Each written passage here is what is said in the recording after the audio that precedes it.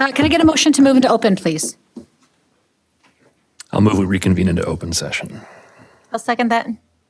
Great. Roll call vote. Stephanie? Aye. Susan? Aye. Janice? Aye. Eric?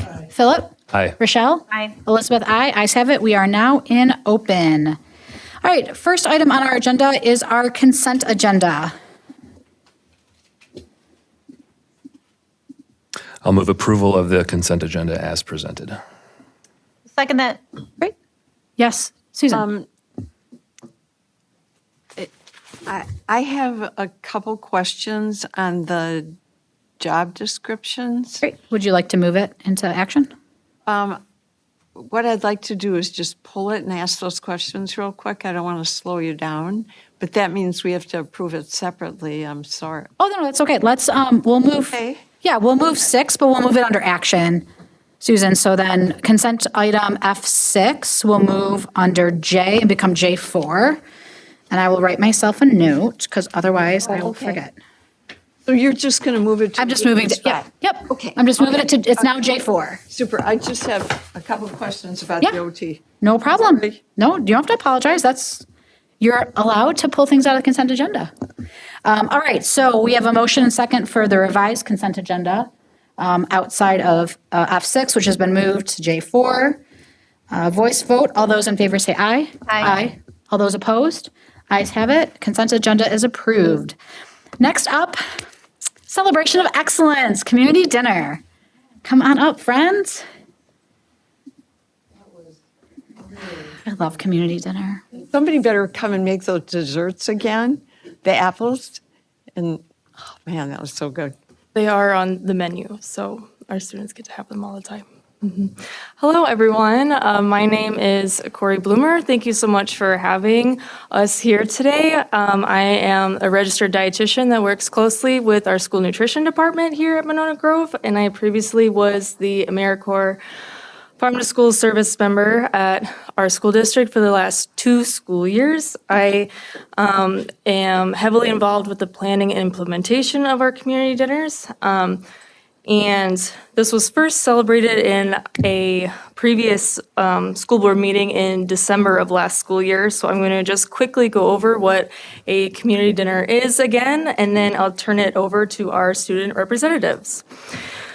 The school nutrition department started this community dinner series last school year. We had held one in the fall at Cottage Grove School and one in the spring at Winnequa.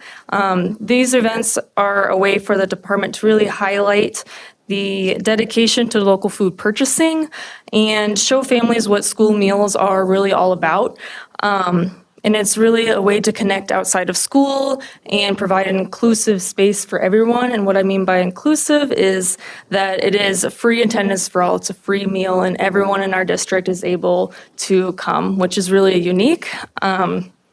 And our last one was on October 15th, 2025 at Monona Grove High School.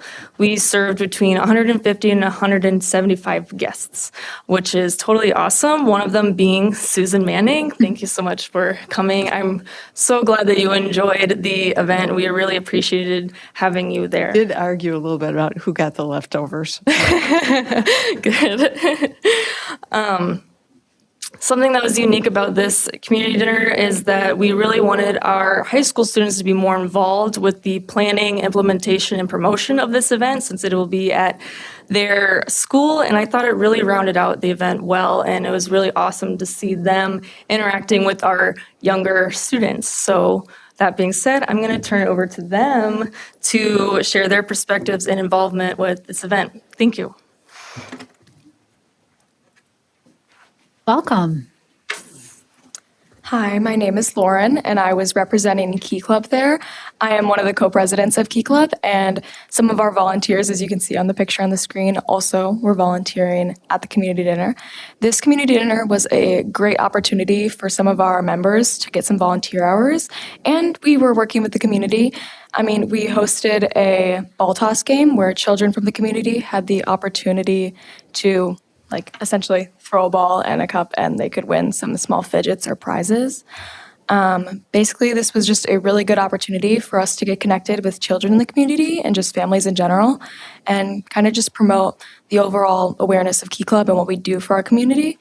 It was a really great opportunity to just get connected, and yeah, I mean, I think that these community dinners really serve as an opportunity for our members to get involved, but also families to get involved with Key Club early on. What is Key Club? Key Club is a volunteer organization. We're an extension of the Kiwanis Club United. And yeah, we just kind of volunteer across Madison area. Yeah. Thank you.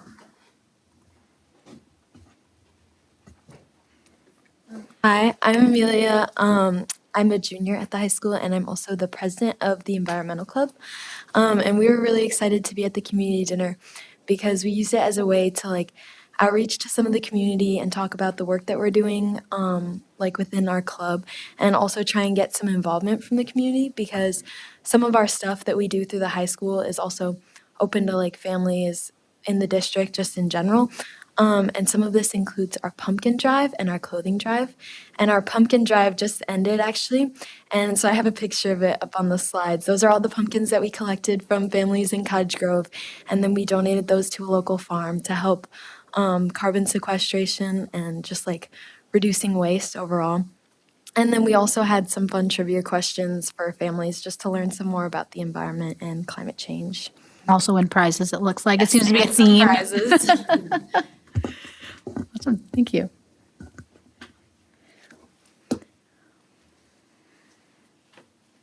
Hello, I'm Aisha Subakti. I am representing Asian Club today and MG Coalition. Asian Club, I'm co-president, and MG Coalition, I'm vice president. So for Asian Club, at the community dinner, we taught children and families how to make dumplings from Play-Doh. We wanted to choose an activity that aligned with MG Asian Club's message, which is to welcome diverse cultures and creating an environment for our minority communities. So if you guys want to like look at the screen, we have some photos of our volunteers. That would be Michaela and TJ helping some of the kids with Play-Doh. They were obviously welcome to make other like foods like pizza I saw and like just various foods, but we wanted to teach them dumplings because it connects to Asian Club. And yeah, if we want to go to the next slide for MG Coalition. So can I pull Amelia back up? Amelia is one of our members as well. So MG Coalition wanted to, well, we did provide the school and the community with information on the community dinner while advertising the event through social media and other school outlets. So we did the announcements and flyers and kind of just word of mouth throughout the high school. And yes. MG Coalition really believes that these events are important because it was creating like more of like a community event and like allowing families to come into our schools, which is kind of what like the coalition like central message is about. We're surrounded on the like IDEA acronym, which is inclusivity, diversity, equity, and acceptance. So it's just focused on finding different ways in the community to like increase relationships between students and yeah. The community dinner was a good way that we were able to do this. One of our members, Greta Cole, I believe, was very passionate about doing community dinners. And then we found out like, oh, one was already planned. So we wanted to join in and I'm so glad we did. I kind of went very fast about Asian Club and MG Coalition. So if there's any questions, I'd be happy to answer. Thank you. Questions or comments from the board for any of our folks here today?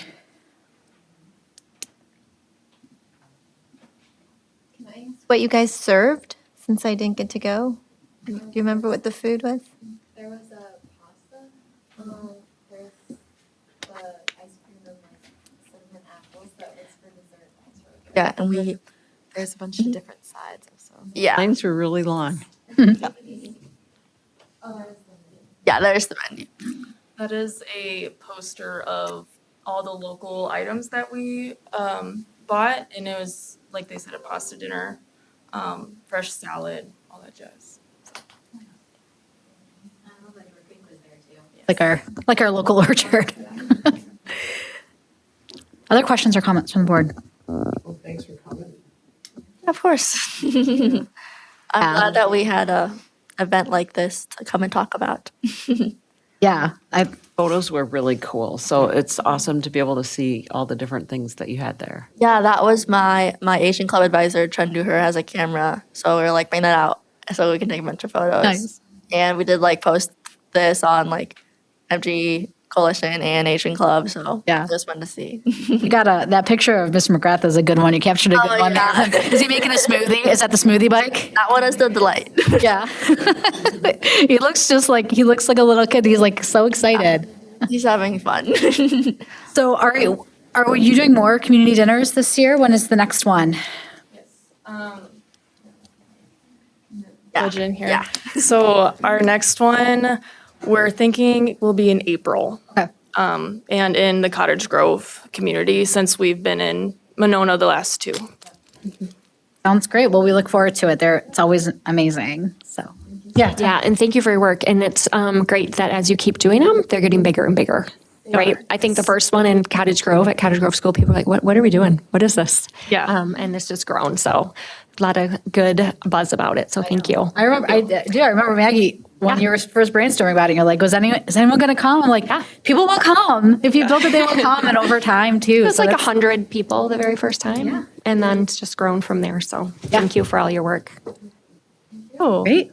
Well, and it's the thing that's so neat about the atmosphere is not just that the food is really good and the dessert is really, the apples were really good, but you know, they have the tables set up to talk about the different groups and do that. And then there's quite a bit of staff there as well. In fact, I should have given you more pictures because they were making me take pictures of them. Scott. Yeah. It was just a really, really nice evening. It's a great learning opportunity for our students too, to understand like where their food comes from and how to prepare things. And I think for families too, we've talked about this before. Anytime you all talk about school meal programming, how I think our perception of what school meals are, right? Speaking for myself and what they were like when I was in elementary school are vastly different than what our kids are being served now. And so I think the more our families can see really, fresh local produce, farm to table, a lot more variety and health, I think that'll only increase our school meal participation, which is a net win for everybody. yeah. The homemade meatballs that were there are on our menu currently, and the homemade marinara sauces as well. So it was nice to be able to show them how we're moving our program forward. Well, you all are, I say it every time you come, but you're doing amazing things. So continue to Appreciate it. feed our youth amazing, delicious food. Thank you, everybody. Thanks for coming. All right. Elsa, I believe you are next with our report this month. What is going on at MG High School? Well, okay, we Other than this amazing community dinner. always. I do have that mentioned, do not worry. So I guess we'll start off with sports. The girls' swim team just wrapped up a very successful season. Varsity finished 3-4, and JV went 6-1. And the team placed third overall at conference. So that was a really cool way to end the year for them. Football also had an incredible season, finishing 10-2 overall, making it to round 3 of the WIAA playoffs. So congratulations to the players and the coaches for such a strong showing. And the dance team has now transitioned into their competition season. They started by performing at the Edgewood Dance Team Showcase, which is like a pre-competition showcase throughout Wisconsin, where they presented their pom routine, a senior trio, and a sophomore solo. At their first official competition this past weekend, their pom routine took third place. The trio made it in the top 5, and their senior soloist placed in the top 10. So amazing work to them. Now moving on to our student organizations. As always, DECA has been super busy this past month, impacting the community.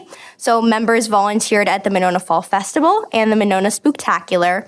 as well as hosting their annual Trick or Can event, where they collected non-perishable food items for donation and even helped rake leaves at around 15 senior citizens' houses, and they also wrote cards for veterans.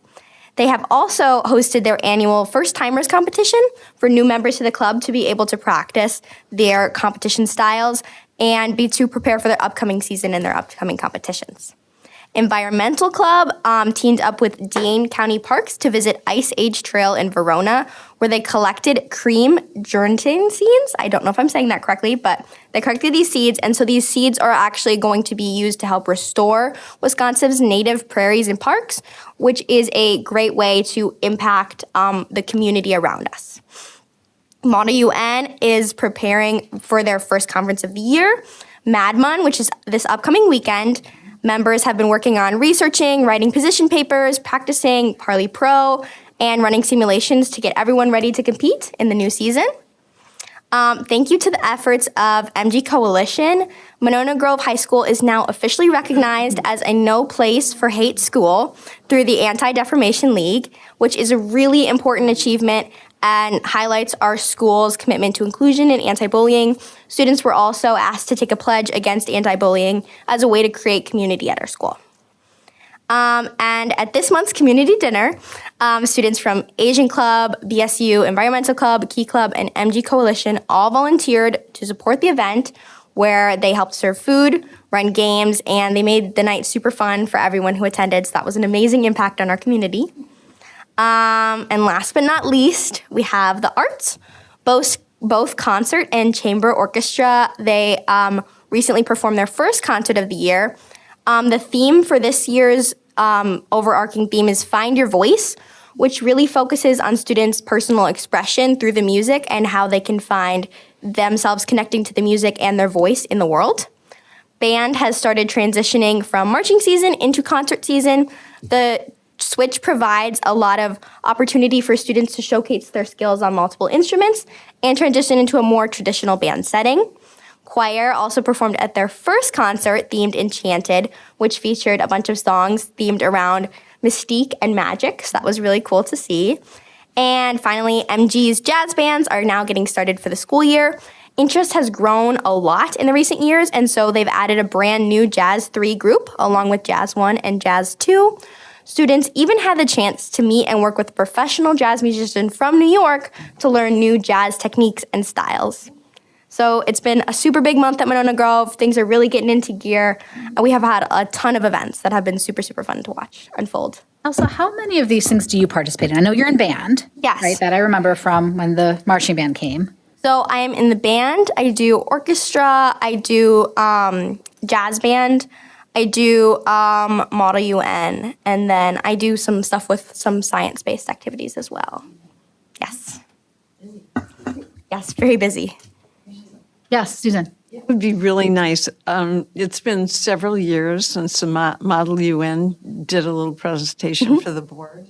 But it is amazing to watch the learning that they do about how to interface, how to work through things that you have to work through, and the skills that they develop. It's absolutely amazing to watch that piece. And we haven't really had them come and do that in quite a while, so. Yeah, I really love to see, as a sophomore now, really see how the freshmen grow as we start to practice, because public speaking is a really difficult skill, and it's really, really difficult to speak off the fly. And so to get to see more people learning that and engaging with that, it's not a skill you really get to see as much anymore. To see that is really, really cool. And I would love for them to come to another presentation, maybe after our Toronto trip. Yeah, we could do something after that. Yeah, we can plan on having them back after Toronto, because I think the last time we saw them was when they were petitioning us to go to Toronto. So it'd be nice to see how that happen. Very excited for that conference. Yeah, very cool. Did the girls cross country team go to state? Yes, they did. They did compete at state. Yeah. We had a really good fall sports season. Did. There's just so much I couldn't include it all. I do want to say thank you to DECA and Key Club for not only helping out with the community dinner, but also at the family healthy tech nights. They were there and provided daycare, which really allowed that's a great. lot of young families to come to learn about how to create healthy tech habits at home. for their kids. So appreciate that. And again, it's interesting that the football coach is an MG grad, and they had a really incredible season. We always go up and watch the game. In these games, we couldn't leave. So, we were just freezing the other night. And actually, other MG kids who had graduated who live in the Milwaukee area were actually at that Mequon game. They've just had a really good season and worked hard and done some amazing things. And the swim team, again, we have a freshman who is a runner, who actually, in the Glenn McNaughton, this was like the first time, and this was a really neat thing they set up in honor of one of our wonderful math teachers. She walks through the door and she finishes second up there. Our students are just amazing. Absolutely. A good It's fall. so much fun to watch them. Yeah. Thank you, Elsa. Of course. All right, next up we have public appearances. We have one public appearance today. Sandra Homburg is here. Come on up. While you are coming up, I will remind that speakers have 3 minutes. Tish has her papers, but It's okay. we try to keep it loose here. So don't stress too much about it. But I will lean in if it starts to get a little long. Oh, sure. So, but welcome. Thank you. My name's Sandra Homburg, for those who don't know me. I'm a lifelong resident here in Monona. I grew up here, and I raised my kids here, same with my husband. Our businesses are in Cottage Grove. One of them is a development company, Homburg Realty. So the reason why I'm here tonight is I was looking over the data for combining both Taylor Prairie and Cottage Grove School, and then looking at the proposals of looking into selling Maywood and Nichols and bringing MG21 over along with the district offices into Taylor Prairie. So full disclosure, I am on the MG21 governance board, and I'm also on the MGEF board. So I have really strong ties to both communities. I care about both communities a lot. When I was looking at the data, the question I had, and I know I talked to Tanya at the MGEF meeting that we had earlier today, was if they, besides all the other questions, I know you can't answer the questions, but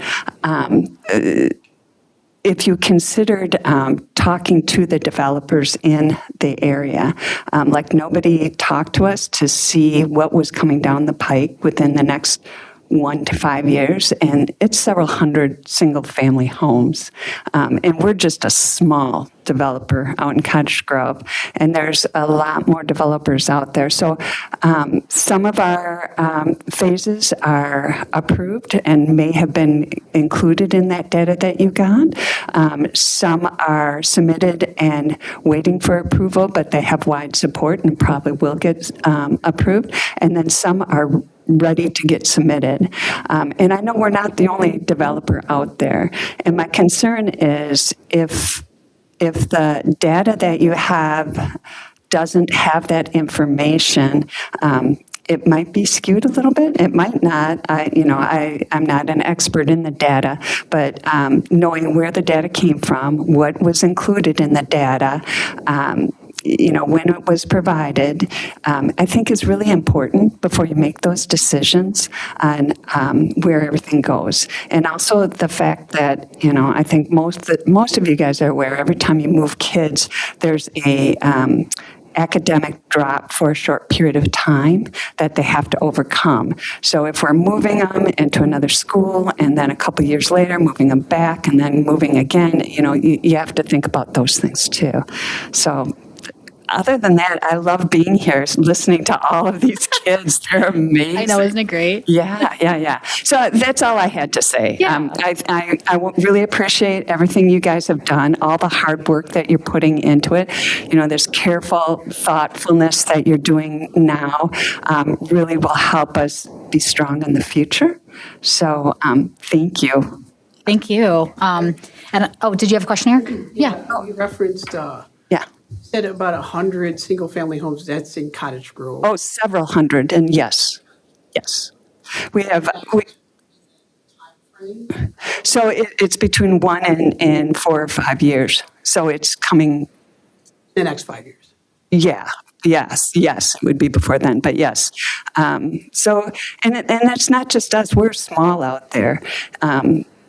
So I don't know what the others have planned. I just thought maybe it was something you guys might have not considered or not had, but you might actually have that, and they just didn't talk to us, like they might have talked to the other developers. So maybe take a look at that and see. I don't know. Anyways, okay. Yeah, thank you. Thanks. Oh, did you have another question, Susan? Sorry, Sandra can't leave yet. Yeah. Where did you graduate from high school? So from MG. Yeah. All right, I will actually see you tomorrow at your governance board meeting, so we'll talk some more then. Thank you for coming.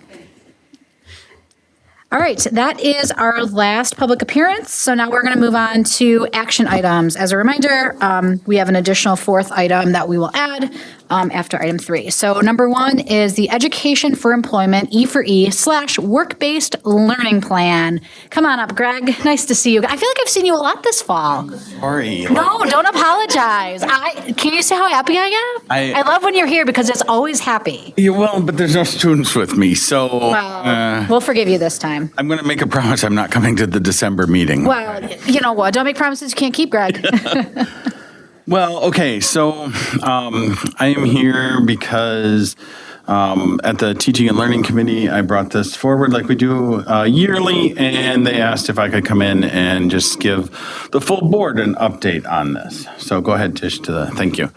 I'm here talking about our Education for Employment Plan, PI 26.03, and what that is in Wisconsin, it's a statewide initiative aimed at prepping students for post-secondary education and employment. And it's not just a career and technical education thing, it's an entire district thing. So it focuses on career readiness, the academic and career planning curriculum that we offer throughout the 612 school district or system, and then bridging education and employment, whether that's college, whether it's career, a little of both, or adult apprenticeship.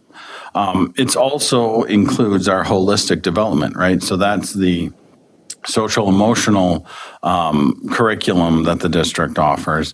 And then finally, collaboration with stakeholders. So if we think back to last month, we kind of celebrated some of those collaborations with stakeholders. So that's kind of E4E in a nutshell.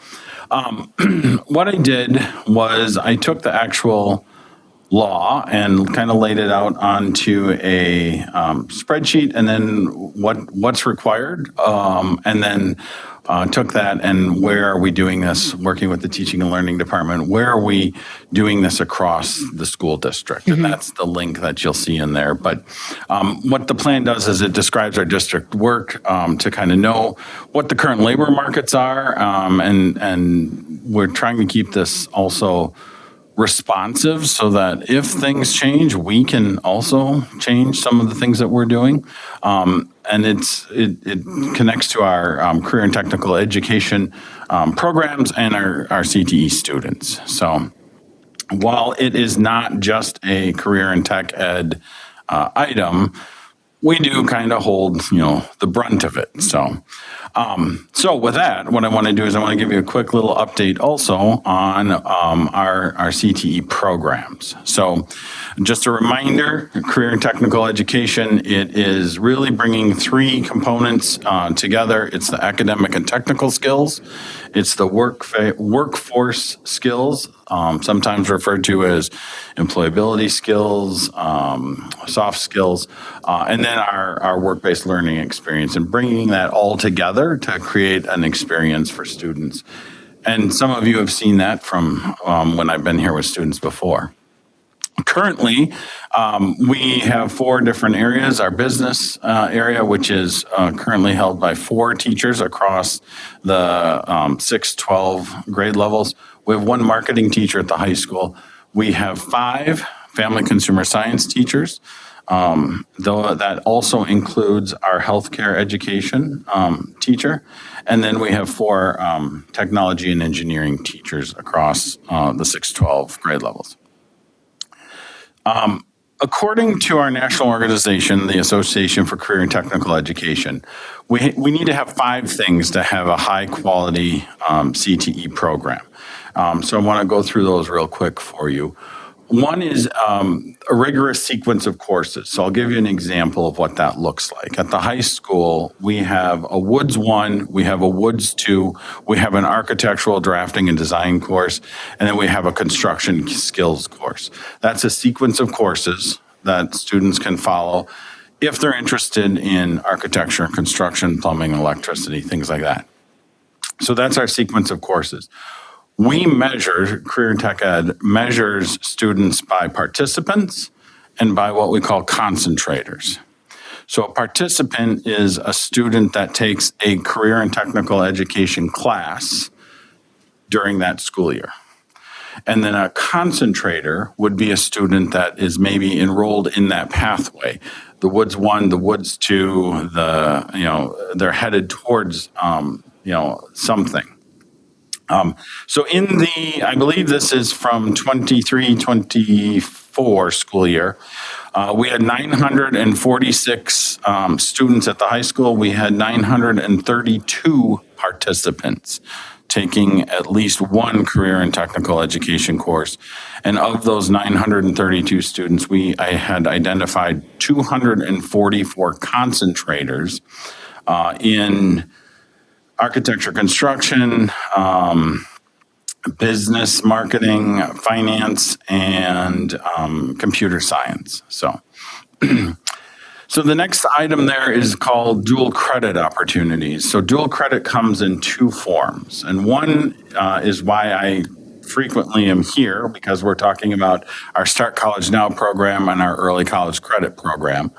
The other is where a high school teacher that is employed by us and offering a course to our students, but they're actually teaching in this case, Madison College curriculum. So we have 3 courses at the high school right now where we can do that. Math for reasoning, biotechnology, and one of our marketing courses. So last year, again, 43 unique students ended up in either Start College Now, early college credit, or through our dual credit opportunities, earning 111 unique credits, college credits. Pretty amazing. The third item on that list is what we call workforce credentials, which would be, the best example is our certified nursing assistant students. So students that go on to Madison College through a dual credit program and earn their nursing assistant certificate. So last year we had 17 students earn that certificate. We also had last year 1 class, I believe there were 12 students in that class, maybe 13, of what we call ACCT, which is the Assistant Child Care Teacher. And so assistant child care teacher, what that certification does is it allows our high school students to go and they can actually work at a daycare facility, and they can actually be counted in the ratio because they have this certification from the state. That is a unique thing that we have. It is a rather rare thing because the ability to teach that class is dependent upon the certification of the teacher, and we're fortunate enough to have that teacher. So, and then last year we had a surprise student, went again, dual credit, and got his EMT certification from Madison College. So pretty amazing. our fourth area there then is our career and technical student organizations and CTE. We like to use acronyms, right? So we call them a CTSO, and DECA is a CTSO, along with HOSA, which is aligned with our healthcare courses, Skills USA, which is aligned with our technology and engineering courses, and then FCCLA, which is brand new this year, FCCLA, Family Career Community Leaders of America is what that stands for. So, yeah. It's a lot. Yes, it is. So then our fifth piece is our work-based learning program with it, which for Monona is youth apprenticeship. Youth apprenticeship last year, we had 51 students enrolled. We had 37 complete the program. The difference between that 37 and 51 are students that are continuing on to year 2, or every once in a while, we have a student that says, hey, this isn't for me, and they change their mind and go a different direction. So go ahead, Tish. Room for growth. So on the school report card, on the state report card, every school district has a post-secondary preparation area, and that's what we're going to talk about next. So in the 22-23 report card, you can see our dual enrollment numbers there of 7.2% of the district. The state was averaging 25.7%. Industry recognized credentials, we had 0.0. And in work-based learning, we had 4.0. Now, a couple of things. That 22-23 report card, in this case, in the post-secondary prep area, was based on the 21-22 school year. So it's the class of 2022. In 2022, in that summer, is when the district hired that teacher that I was telling you about with ACCT. And so if you look at our new numbers, which I believe were made public today, you can see our industry recognized credentials there went up to 0.6. So we're moving. It's slow, but we're moving. And you can see our dual enrollment numbers were up, and our work-based learning numbers are up. So it's a 4.1% for work-based learning. So Tish, go ahead to the next slide. That's our 22-23 report card, which means it's based on 21, I get this confused all the time. It's always a year behind. Yeah, it's always a year behind. And you can see there, this is from the Department of Workforce Development's youth apprenticeship dashboard. You can see there our history of youth apprenticeship in the district. You can see also broken down by year where we've had the most placements. And you can also see that that number at the top is rising. We're going to have more. And so those will be reflected on the report card here in the next couple of years. So I'm anxious to see those. The new numbers are there for this year, but when I pulled this, they weren't up yet. So, but go ahead, Tish. So economic impact of youth apprenticeship. Right now, currently for this school year, we have 51 students signed. We're going to have a few more before the end of the school year, averaging of $16.22 an hour. And that ranges, I've got a few students at $10 an hour, and I have a few, and they're CNAs that are at that $21.50 an hour. So pretty amazing.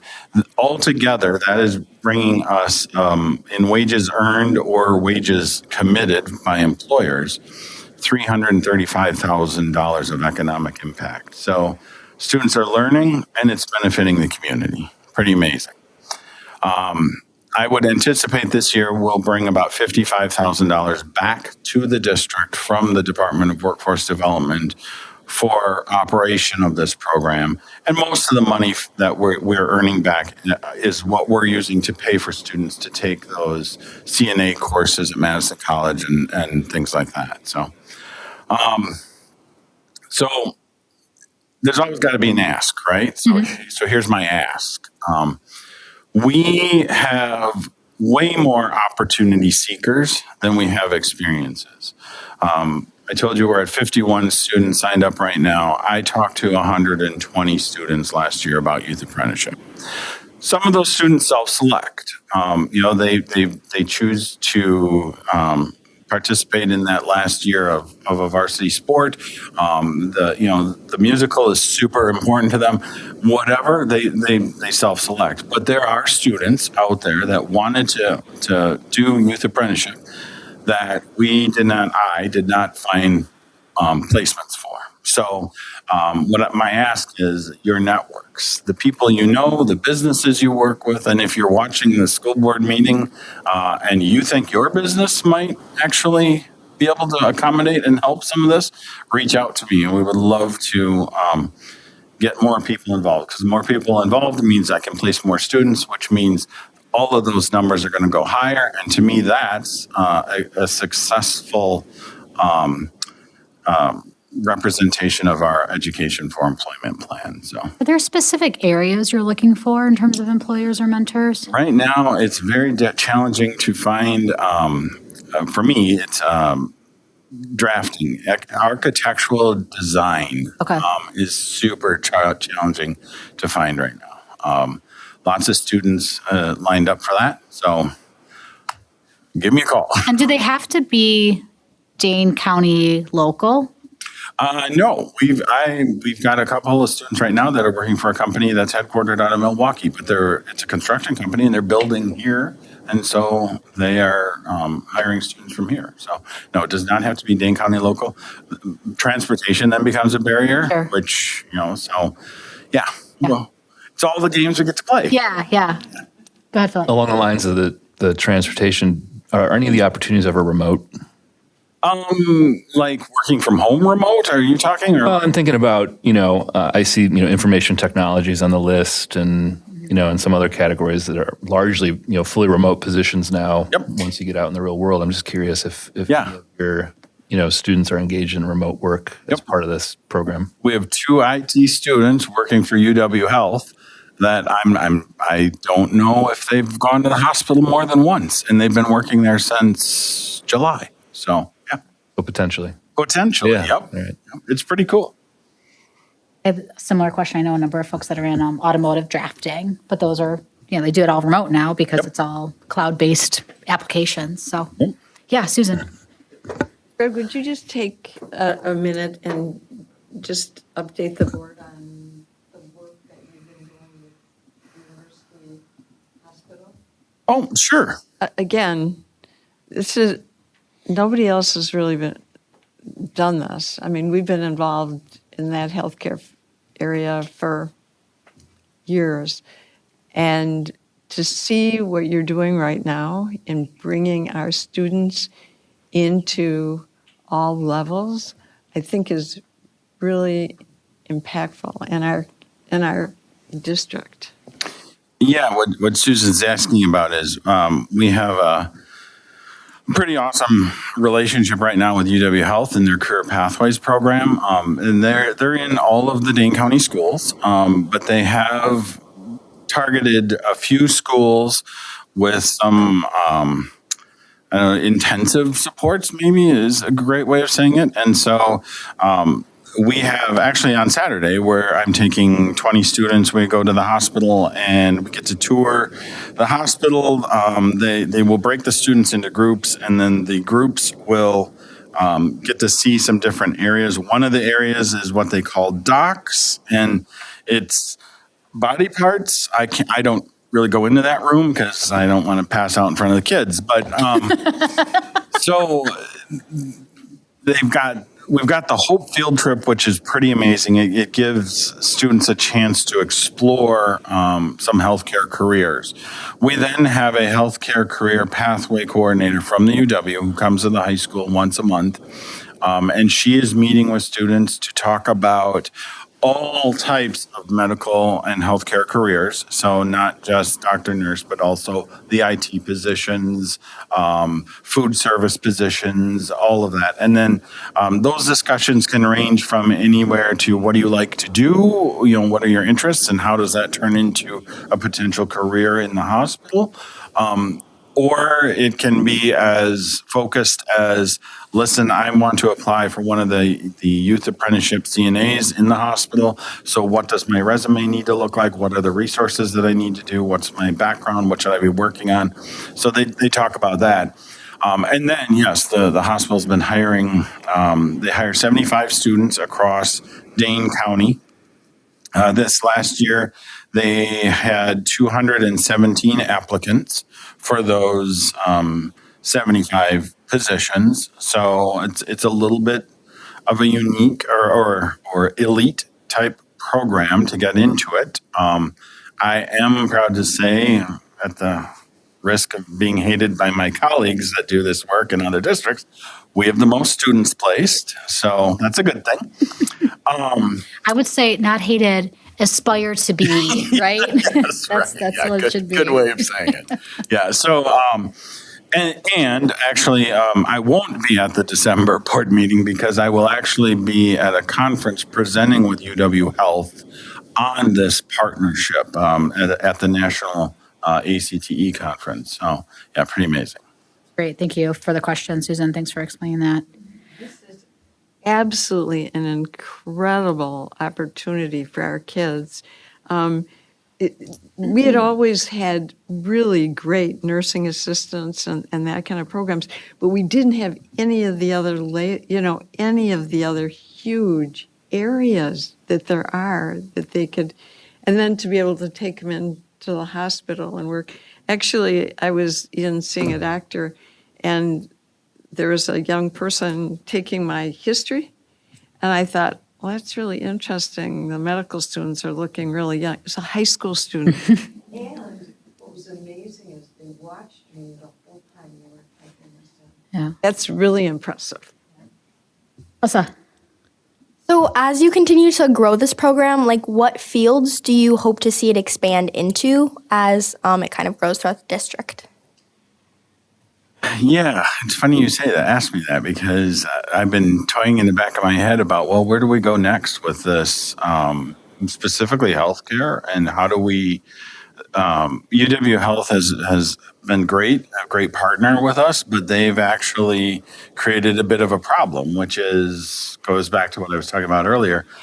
The interest in the healthcare career placements has grown way faster than our placements. So we've been fortunate enough that like Stoughton Health has stepped up, and now they have two of our students who didn't get into the UW program working as PTs at Stoughton Hospital. So that's a great thing.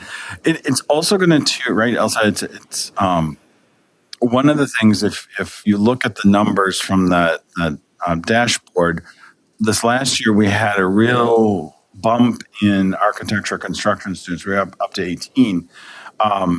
And at the end of the school year, when I go out and meet with businesses, one of the questions is always, well, are you interested in another student? Because I've got one I can slide right in here. And I started to notice, boy, some of my construction companies were not quite certain if they could fill those positions because they weren't certain of the work that was coming their way.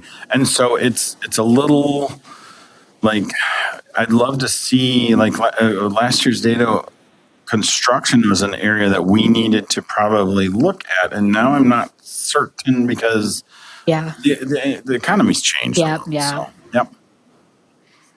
Yeah. Other questions or comments for Greg? Well, you're welcome to come back anytime. I say this every time you come, but I'm so grateful for the work that you do. We know relevant, engaged opportunities for our youth are incredibly important, particularly at high school, so that they want to come and show up to school, so they feel like they're ready to move on to whatever is next. So thank you for making our program strong. Yeah, thank you. I appreciate you giving me the opportunity to do this. Well, we'll see you in January, is what I'm hearing. Thanks. Bye, Greg. All right, next up, the 2026. We need a motion. Oh, I'm sorry. Oh my God, I got so excited. I forgot that this was an action item. Sorry, I just assumed it was yes. Can I get a motion, please? Yeah, I'll move approval of the Education for Employment E-Free Work-Based Learning Plan as presented. I'll second that. Great. Any further discussion? All right, voice vote. All those in favor say aye. Aye. All those opposed? Ayes have it. Motion carries. Thank you for keeping me honest, board colleagues. Now, Kristen, it is your turn to talk about the 2026 flexible spending contribution limits. Yes, the district offers a flexible benefit plan for our employees so that they're able to make pre-tax deductions from their paycheck to pay for out-of-pocket costs related to medical expenses and dependent care. Every year, the IRS sets limits to the amount that they can set aside, and we're asking tonight for the board to approve the district to increase our limits to match those IRS maximums. The dependent care is the one that's going up the largest amount by $2,500, and the medical is going up $100 from $3,300 to $3,400. Any questions? I'll move approval of the 2026 flexible spending contribution limits as presented. I'll second that. Any further discussion or questions? Okay, hearing none, voice vote. All those in favor say aye. Aye. All those opposed? Ayes have it. Motion carries. Thank you, Kristen. All right, policy series for second reading is our next action item. Janice, are you teeing us up for this one? I can. I didn't get any comments from anyone after the first reading, so I'm assuming these are all good to go. Yeah, I did not have any follow-ups after the first read. Great. Can I get a motion, please? I move approval of the policy series second reading as presented. I'll second. Any further discussion? Okay, hearing none, voice vote. All those in favor say aye. Aye. All those opposed? Ayes have it. Motion carries. Last discussion item, J4, revised job descriptions for licensed personnel. I believe, Susan, you had a couple of questions? Oh, yes. I just had one, part of it is background, but on the occupational therapist, in the essential functions, under number 2, we had deleted sensory, motor, and activities, and I just wondered,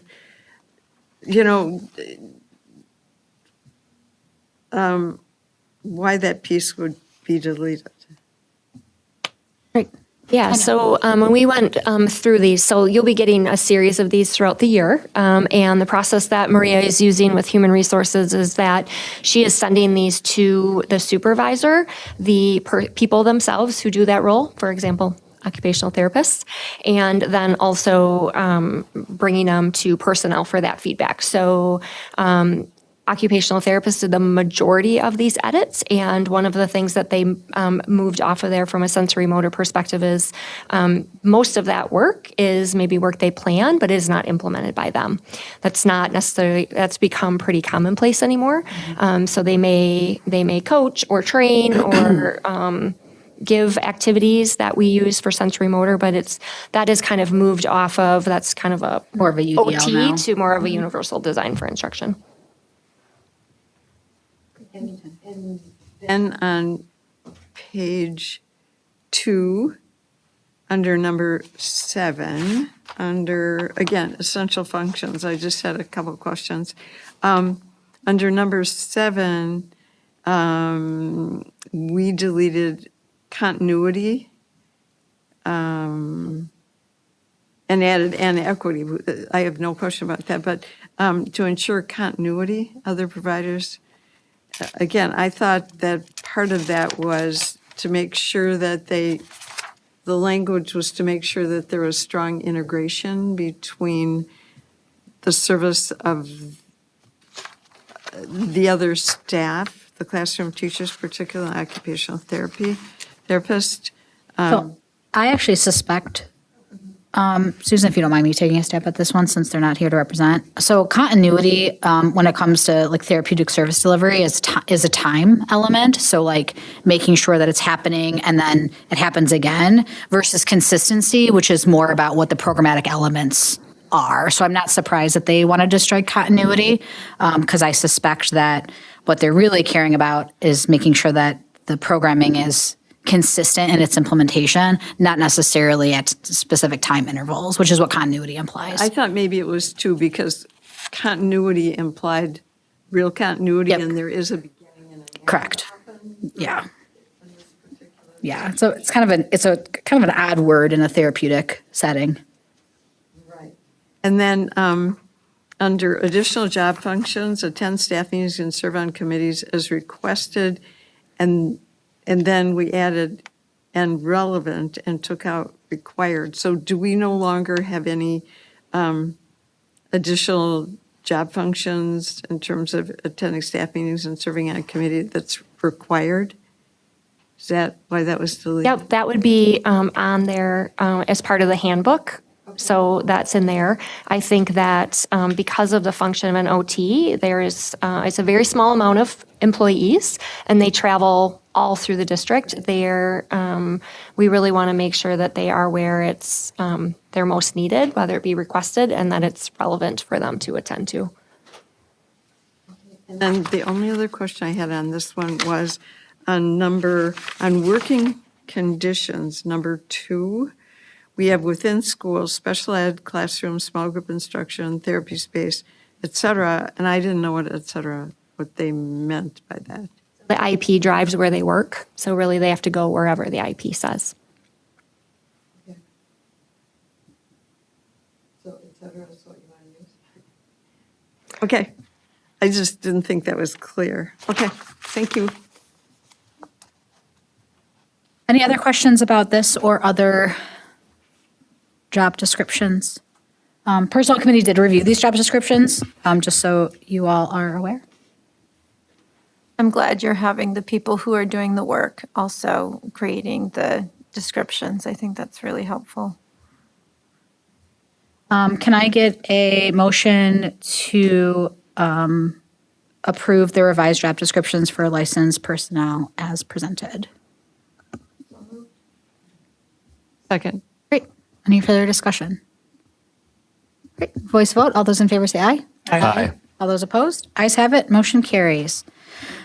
Oh, no problem. All right. So that is the end of our action items. Now moving on to discussion items. The first one is policy series for first reading. We have a new set for us today, Janice. Yes, well, actually, it's back. It's back. It's actually the third reading that's now become the first reading. But, so we had a discussion about public comment and how that should work. And then Eric had wanted to have a discussion about, 3 minutes versus 5 minutes if there weren't very many people. And we did discuss at committee and thought the 3 minutes would be sufficient. And also, it would be really hard for people to plan if they didn't know how many people were coming, like how to plan their comments. Because I know, at least when I would come and speak before the board, I would write it out and then I would time myself saying it. So then I would be at the 3 minute limit, right? And if you don't know whether you have 3 minutes or 5 minutes, like it might be kind of a challenge. So at any rate, we also then, when it went back, and we didn't want to vote on it when you weren't here because you had raised that and we wanted to have a discussion where you were present. So that's part of it. And then when we took it back to committee, we had a further discussion about, staff have used this forum to occasionally bring up things that are important to them and not wanting this to be, not a forum that could be used. And so where we kind of settled on was that the policy would then list some very specific policies for having a complaint, and those should be followed and not use public comments if those are the best venue for it. So that's kind of where we landed. You're referencing discussion item K2? Is that what you're? K1. K1. So policy first read, the policy that's here is public comment. Got it. Yeah. Okay, yeah. So when you discussed it, are you saying that you're not recommending to increase it to 5 minutes because of?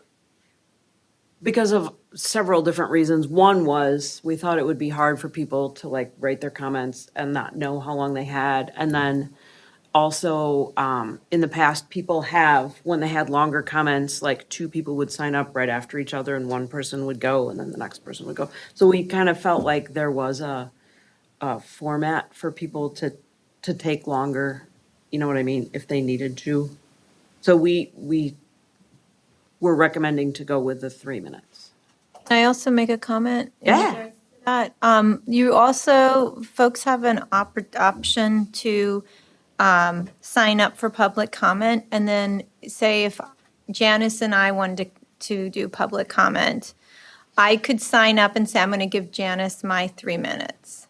So there are opportunities for people who have more to say, to have an opportunity to have up to, well, I don't even know how many minutes they're limited to if multiple people give them their 3 minutes.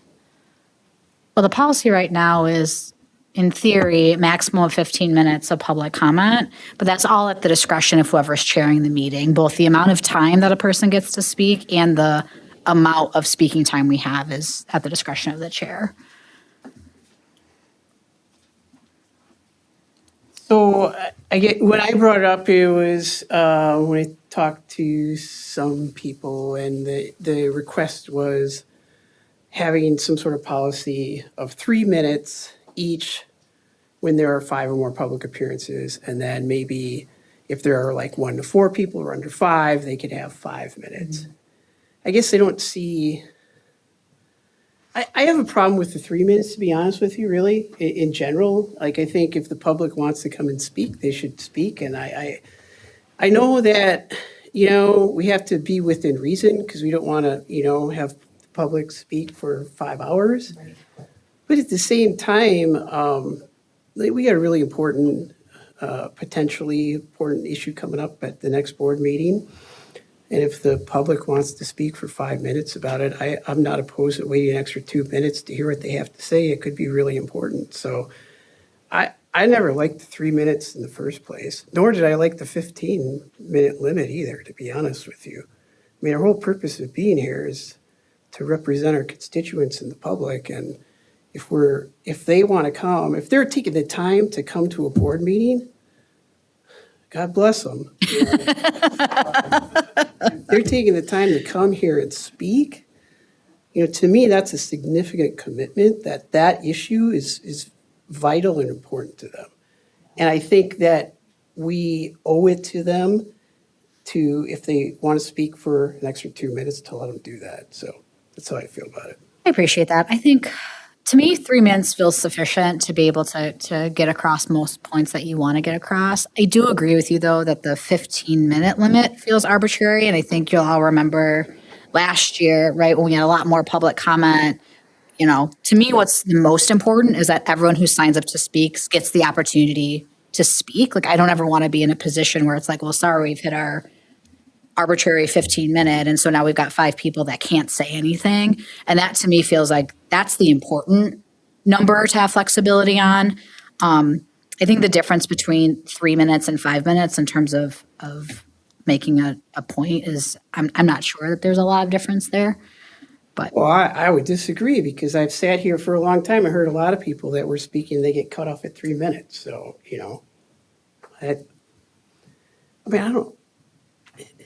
It's 2 minutes, you know. I mean, what, I just don't see the reason why we wouldn't want to do that, other than the fact that we're just don't want to be here longer, which to me is not an excuse. So yeah, I mean, I agree with that. That's really the only thing that it is. It's right. It's our time, but their time is, you know, more valuable in coming here. I mean, we're choosing to do this, so. Yeah, no, I don't disagree with that. I think if we're going to change the time, it should be a blanket time, though. I think putting a condition on it, to Janice's point, I think it's too hard for people to actually prepare.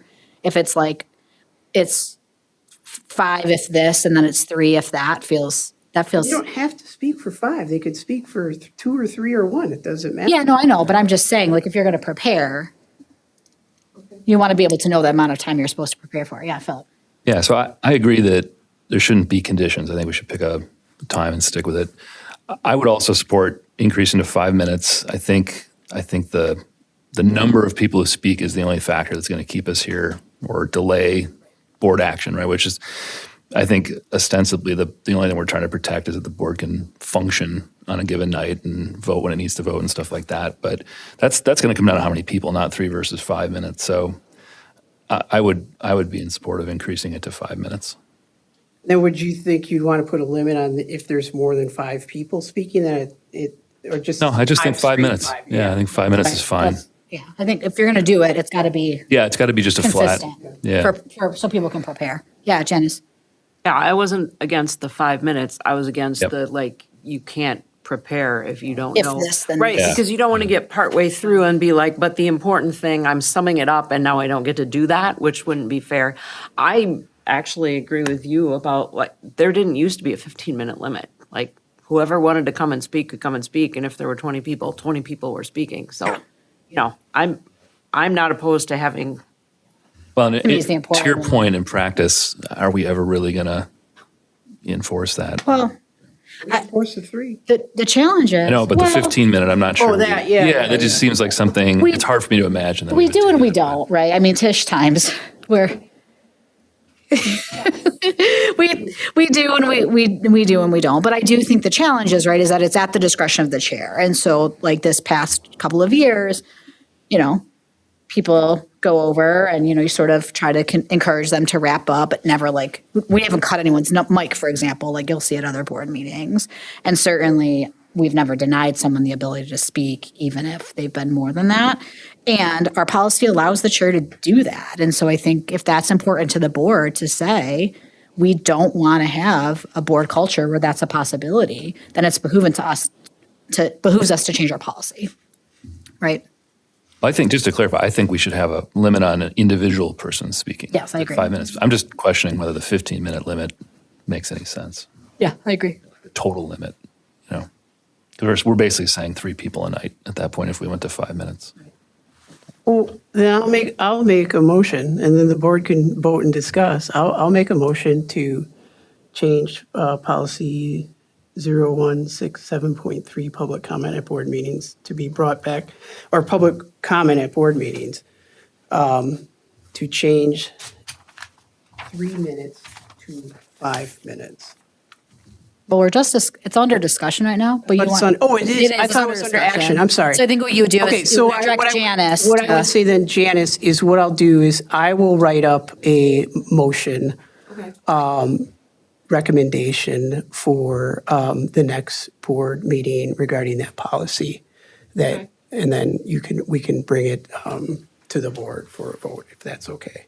So are you asking us to then discuss? Not asking it you in to do policy anything. committee? No. I'm just, I think this, unless you feel like you need to, I'm just saying, I don't think so, I will because I think we've discussed it and I I will understand what's send going it on to here. you, Elizabeth, Tanya, and you. Okay. So then to clarify the board, it'll come as second read action, not first read discussion. I'll look at it, I'll write it up. Okay, that sounds good. And just to clarify, you're thinking 5 minutes blanket and then remove the 15. I'm talking about the 5, I think the 15 we need maybe to this, but I would be in favor of removing the 15. Okay. Well, yeah, send it to me and Janice, and then we'll have it for action in December, as opposed to bringing it for first read the 4th time. Right. But yeah, I think I think it makes sense to, if you're going to change it all. Yeah. Okay. Anything else on this one? And thank you, Janice, for bringing it back when Eric was available to discuss. I appreciate that. Okay. Just in case you haven't had enough fun with policy, discussion item K2 is policy series first reading, F&O. So that is you, Philip. Yeah, so this is a number of policies that we actually took through F&O twice because the first time around we had some questions and we didn't quite have enough time to discuss them fully.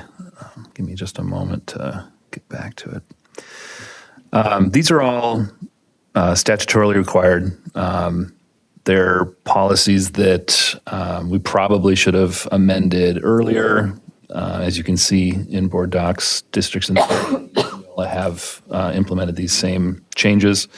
So the main thing that I wanted to highlight, first of all, I think we have to put these in place. I don't think we have a lot of choice because they're all based on following statute. But I do think we should just make sure that we understand whether there's any implications, particularly with, I believe it's policy 61, let's see, is it 6110 that has the, That's federal funds, right? yeah. Yeah, 6110, if you go to the second to last page, it's adding a requirement that when we use federal funds, an individual has to attach their name to a certification, guaranteeing that we're abiding by all the requirements and not making any false, fictitious, fraudulent, omissive statements, things like that. And I wanted to just bring that up and point it out. Again, I don't think we have a choice in adding this, but I want to make sure we just understand the implications and it might be worth getting a brief comment from, go ahead, Tish. I did speak to Brian Goodman. Oh, there is. Sorry, I missed that. Thank you, Tish. Never mind. Let's see. Did you put the notes in the policy, Tish, or in the? Public comment. Oh, yeah. Oh, this individual liability is Got it. unlikely. Okay. All right. Yeah, thanks, Tish. That basically answers the question that I had. So I had a note to myself to raise this to the board just to make sure that we were aware that this was getting added and to seek an answer to the question of whether or not this was something we need to concern ourselves with. But it sounds like we don't. In terms of individual liability. Yeah. If our administrators or potentially a board member was attaching their name to. But we would be at risk for losing federal dollars. Well, sure, if we deviated in the ways that they are asking us not to, but so yeah, otherwise not much else to say on these. All right, any questions or discussions on these at all?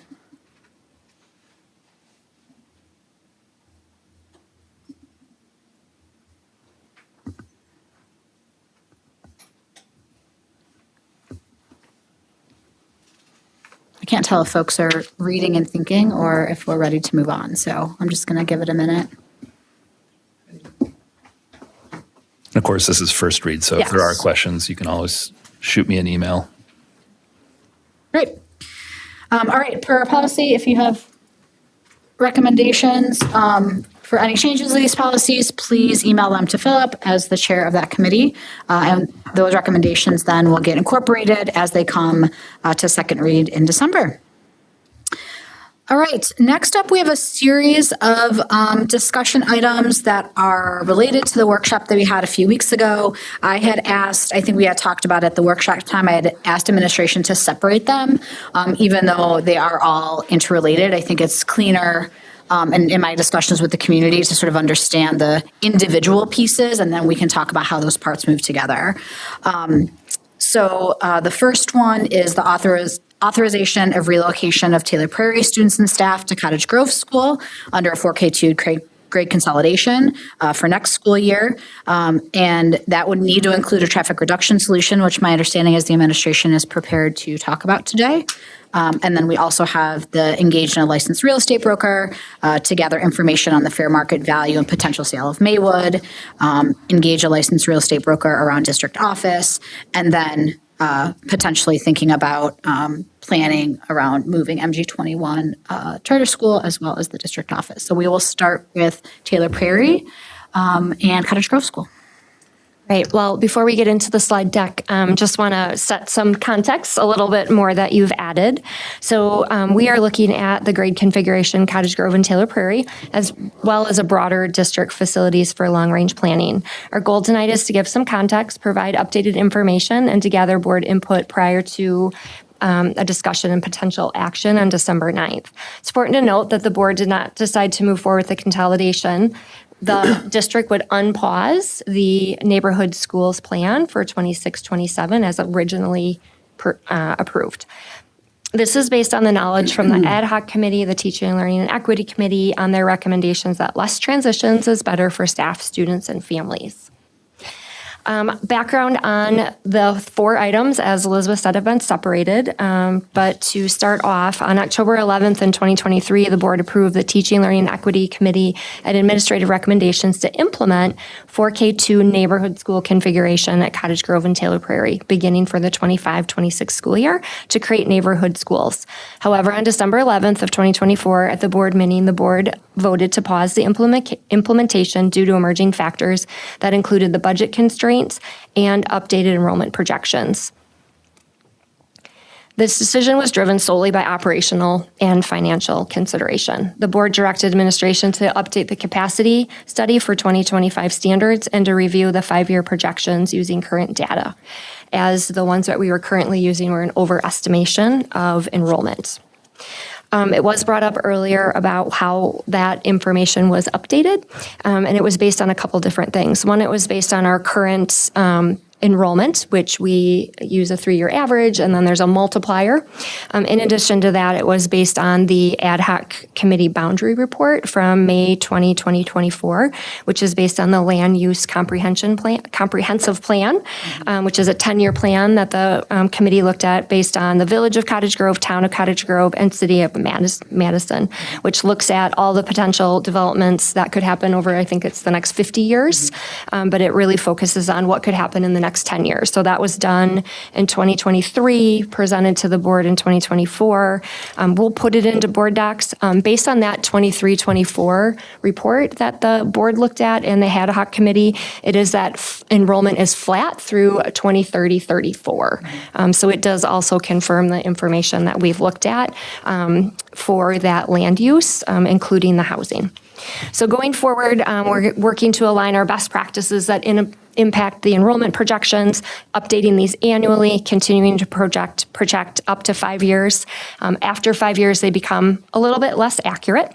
Using those 5-year advancement rates calculation, in addition to having conversations with the village and the town about potential what's up next conversations. This year, our enrollment projections that Kristen did for us were within 16 students district-wide. Bravo. So the updated capacity report was presented to Finance and Operation on July 24th, and then forwarded to the full board to be reviewed on August 20th board meeting, August 12th board meeting.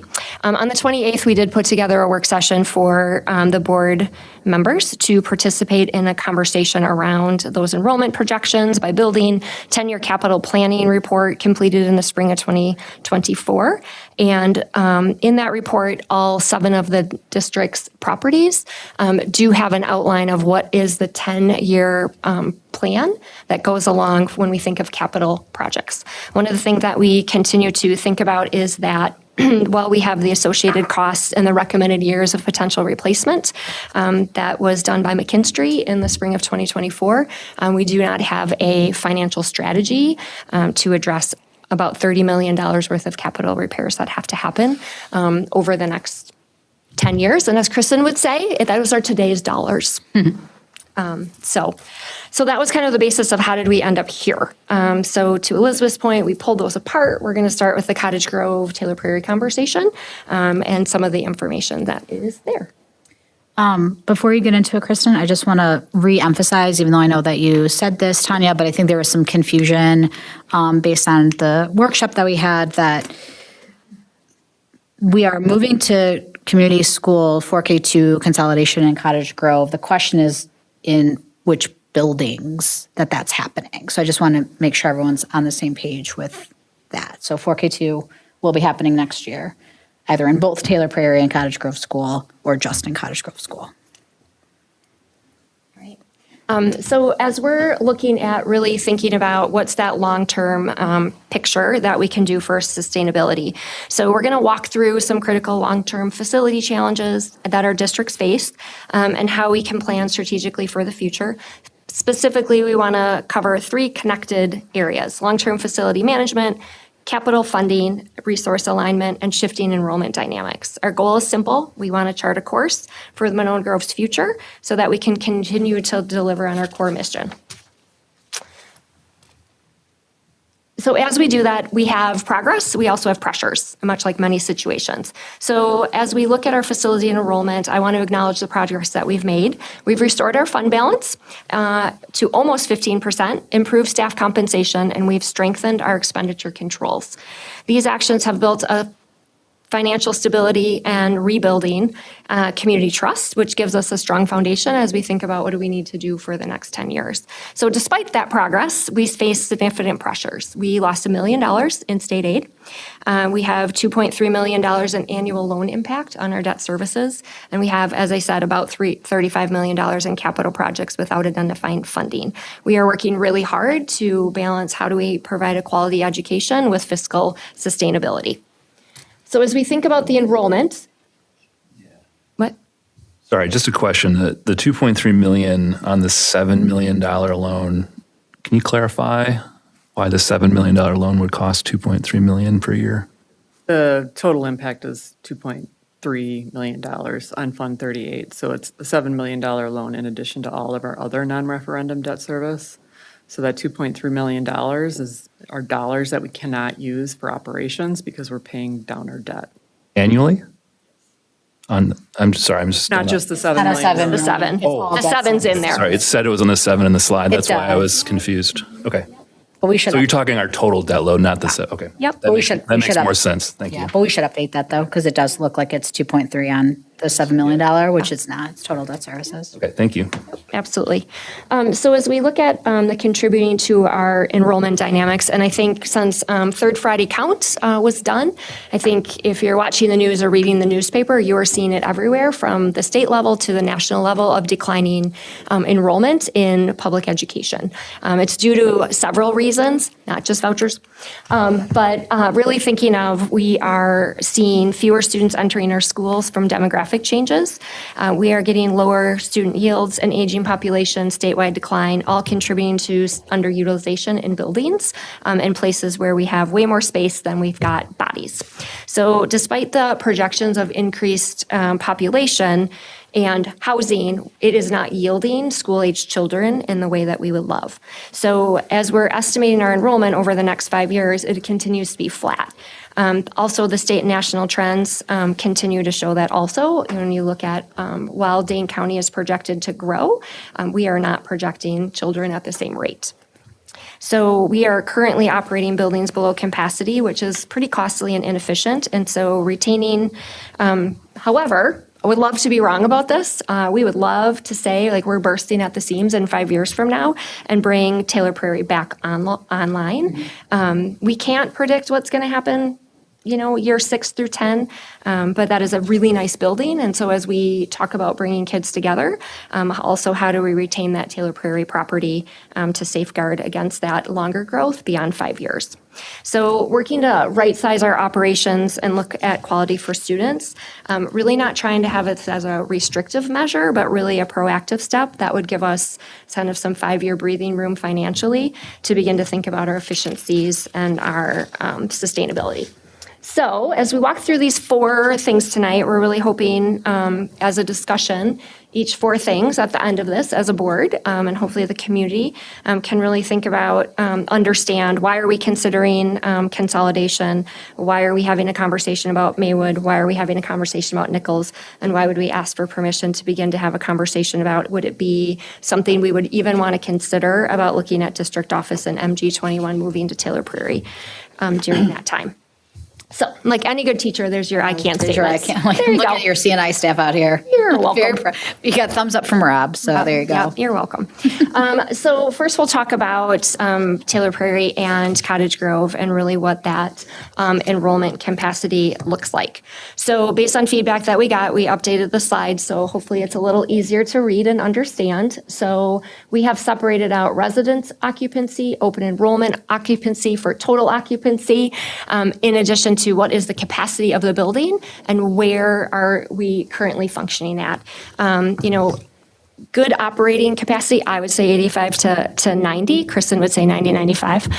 But we really do want to be in the 85s, which is kind of a sweet spot of if you have some, 85 to 90, if you have some growth, you've got space. You got a little lead time if you need to make some different choices down the road, but you're also having maximum efficiency.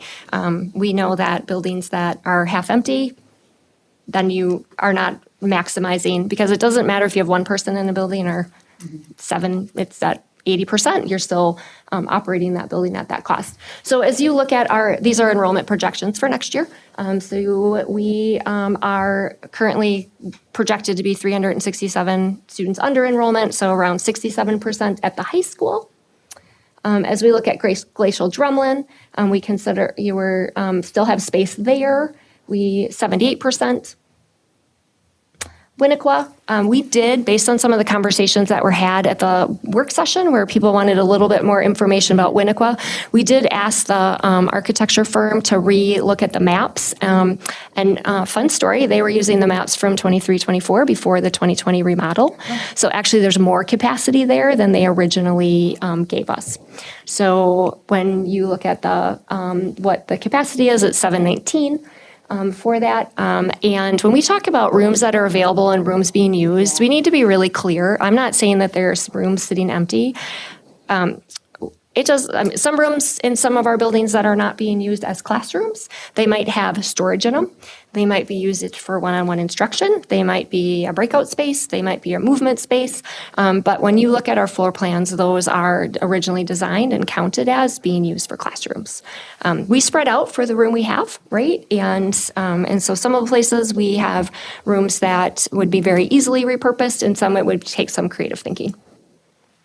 We also did have this property looked at, and there is a space where you could add 4 classrooms onto Winnequa, as if you needed to add classrooms there also. So I think that was a question about what that looks like there.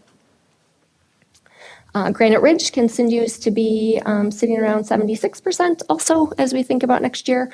Cottage Grove School. So if we were to do nothing, which isn't what's happening, but if we were just roll forward for 26, 27, they would be at 278 students. They hold 540, so we're at 51% capacity. Taylor Prairie would be at total occupancy as 180, and that would be 52% capacity. I just want to point out that enrollment and capacity are not the same because 4K students are not all there at the same time. So you get one group of kids, they go home and they come in. So if you have 6 sections, you need 3 classrooms. Because they are all at the same time. So district-wide, when we think about what's our capacity, we have space for about 4,800 students, and we are projected to have about 3,500.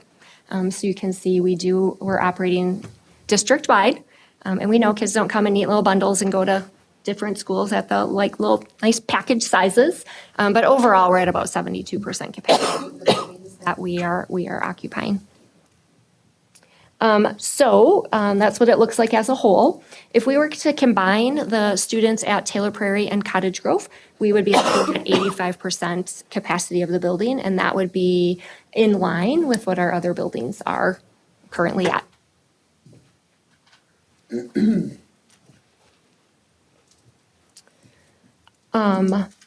This would be what that would look like with a little bit more detail. So you can see the number of students that are in each grade level. You can see the classrooms that are needed. You can see what we did for classroom sizes. So those classroom sizes are still within or lower than our target ranges.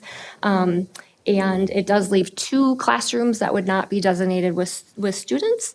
And I think something that's important to acknowledge, and it's also in the attachment as an enrollment sheet, this would be the biggest year of students. It goes down about 35.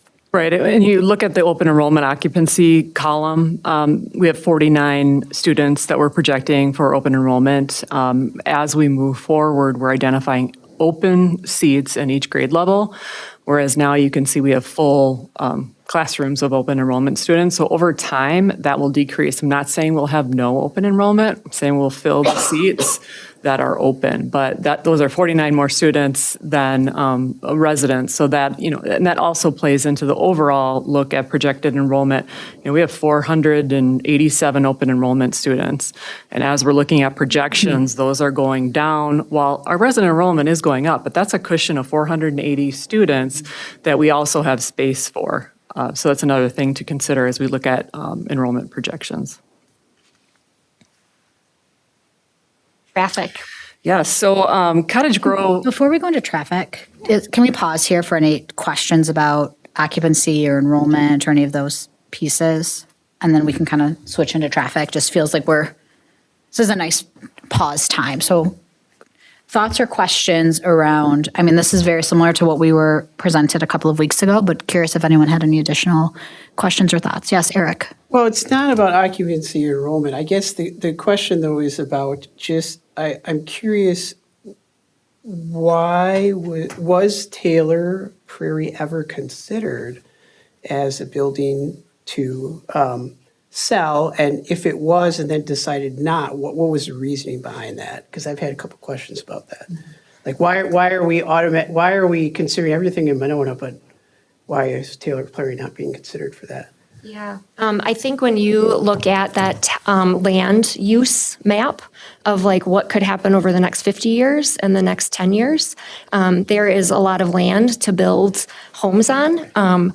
Multi-family homes do not produce children in the same way that single-family homes are. So when you look at what's the opportunity to expand, there's a much bigger opportunity over the next 10 to 50 years in Cottage Grove because there's just property and there's that land use. We don't have the same thing here. We're pretty landlocked. And so when you think about properties that are being built in Monona are typically multi-family units, and that produces a lot less children, especially if they're lofts, 1-bedroom and 2 bedrooms.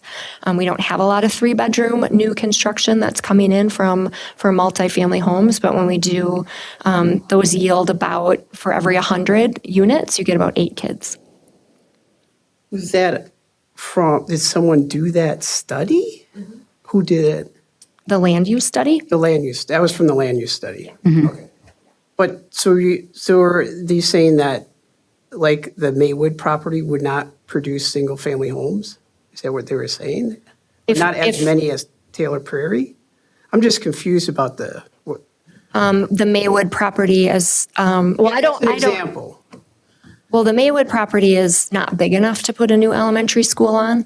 No, I'm not talking about elementary. I'm just talking about the comparison, right? So you're saying that the reason that Taylor Prairie was not considered for a for sale option or something to even discuss it, right? We didn't even discuss that was an option on the table, was because of that study.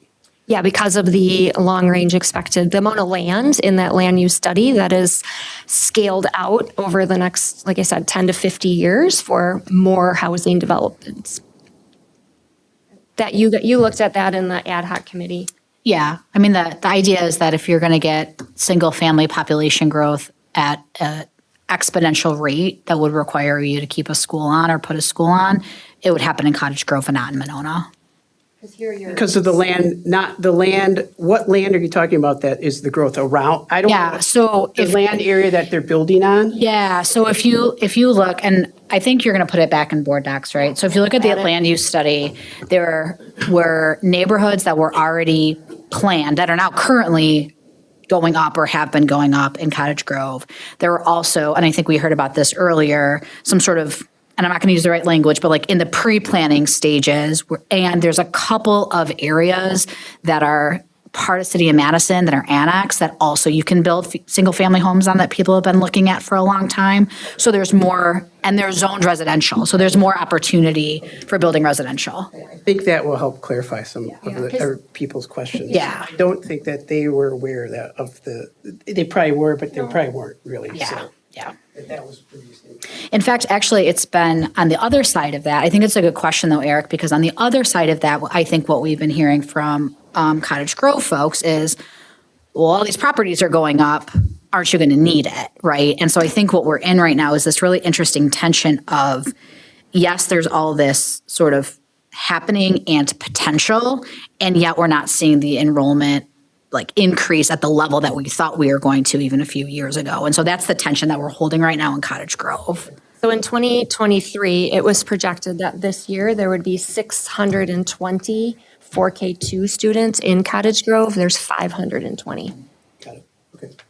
And looking back to Cottage Grove enrollment and Monona enrollment, from 2017 to 2024, Monona enrollment increased 12% and Cottage Grove increased 1%. So I know we're talking about a lot of growth in the Cottage Grove area, but we didn't see it in the past, those 9-year period. We did see more with Monona. That could be housing turnover, but it is landlocked. And so the potential of exponential increases are lower in Monona. So, Hey, Kristen, was that 12% residents only, or was Yes, that residents. just resident? Okay. Which I think is something that we are going to want to talk about when we get to district property in Maywood. Other questions about Taylor Prairie, Cottage Grove? So we know even currently Cottage Grove School with going into the property. I hate that traffic circle. I'm looking at you, Jesse. Jesse has nailed it, though. I mean, they get the parents in and out of You there. do a They great got job. down to 8 minutes last year at one point. So much better now. Yes. It's a lot better. It's good. You do a great job, and we can have a yes and moment here. So I think the yes and moment is that does a really nice job. It's working. The city or the village is not angry with us. But if you think about adding more cars and some buses and things, really thinking about what is some of those traffic challenges and what would some of the potential solutions be. And so Kristen has done some work to look at that. So I'll kick it over to her. and make it bigger a little bit with the plus sign. Also, while you're blowing that up, a curious question that I have, and I'm curious, Stephanie, your opinion on this. I wonder the extent to which, because I do agree, you move cars through there really quickly, and it just doesn't feel good sitting there. You know, it's like it's so narrow, and there's trucks coming the other direction, and it's not as if you sit in that space any more or less than like sitting through Granite Ridge or GDS, but it feels really high, like intense and stressful. Because you're on a main thoroughfare and not everybody stays to the far line. So now you have dump trucks that are trying to go around you. I mean, I'm glad we're looking at this for no matter what happens, because I do have concerns that, right, Amazon is on the verge of opening and we don't know what that's going to look like until it happens. And I think there's going to be increased traffic and we'll have to deal with it. So looking at this for multiple different reasons is a really good idea. So this is the current traffic pattern at Cottage Grove School, and you can see by the purple, there's two ways that cars for drop-off and pickup come in.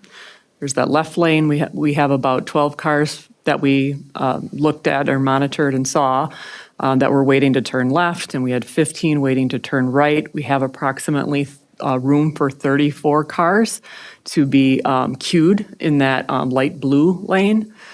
The yellow is the buses, so that is not used by drop-off pickup. It's all the buses. We can fit one standard school bus and a special education bus. So right now, no fire lane, traffic coming from both ways, very congested. So knowing that we would need to come up with a solution if the board did decide to consolidate, we did reach out to the architects that came up with several options. This I already talked about. So option C was to add a fire bus lane around the back of the building. So both sides ring around, and I have a map coming up. We have here, we'd connect the parking stalls and we'd have traffic just coming from one direction for drop off. So you're not going to have the both ways. You have the purple line coming in and they weave throughout two parking lots, creating 71 cars for queuing. And that yellow line there is the fire lane / bus lane where we'd be able to fit 9 buses and the special ed bus. Process, do you want to go through all these and then get questions? Whatever anyone's more comfortable with. Besides the potential improvement for the property on restricting the incoming traffic to the right turn only from the northbound traffic, how does that impact the greater flow of traffic into the area? It seems, because I think more of the population's to the north, right? I picture Cottage Grove. Oh, actually, there's more and less in There's Taylor about Perry. half, okay. Yeah. There is an option coming from both directions, but then you don't have the connected lot and you're limiting queuing. So this was one of the options we thought that would.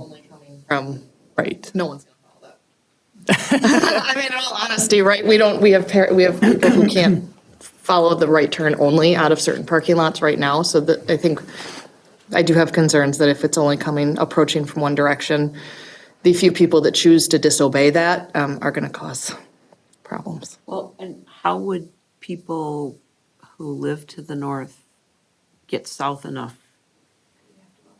You'd have to go around. You have to go through a residential area, which is what I do now sometimes because I can't, the traffic backs up through the intersection.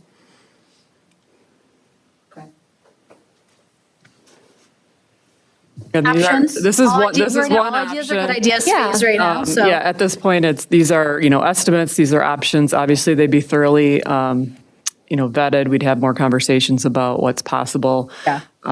The other option we looked at was a loop, and that would be to the south. Again, it would be a one-way, but we can talk about what we want to do there. This, preferably, it's nice to have the lane, but at the cost was $1.6 million. That's a large number, so we wanted to get some options that may be more cost-effective. This one should be less, but I don't have an exact number yet from C.G. Schmidt on that, but we'll bring that forward along with other options of both directions at the December meeting. Yeah, go ahead, Eric. So with all this, it probably isn't even our decision, but it's probably a city decision. But what about traffic lights? That'd be a village conversation. I mean, Right. We'd have to pay for them. Yeah. I know there's They'd a lot want of us to. logistics and stuff involved with them, but I mean, I don't know. Stephanie, maybe you do. I don't drive. Would traffic lights, in your opinion, solve some of these problems? It's so close to the main four-corner intersection right in town. I don't think There's not enough distance between space the. to make it work. Yeah. And I don't even know if that's possible with the engineering or not, but.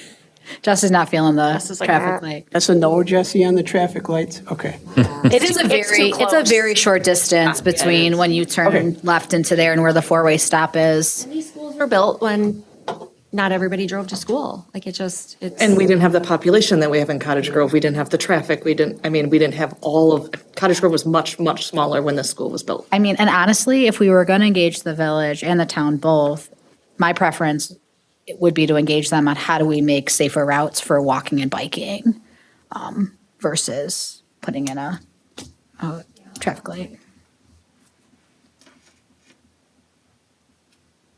So those are the two options. We did also ask for them, what would it cost if we flipped that loop from the south to the north? Maybe a less of a need for retaining walls. However, there is a baseball diamond that we were granted a gift 20, 30 years ago that has some restrictions. That brown. That brown spot? Do we need more fields? Oh, well, we just need to. Field no. Yeah. We would need to work through that on. That was an option, so that's why we originally started with the loop on the bottom rather than the south.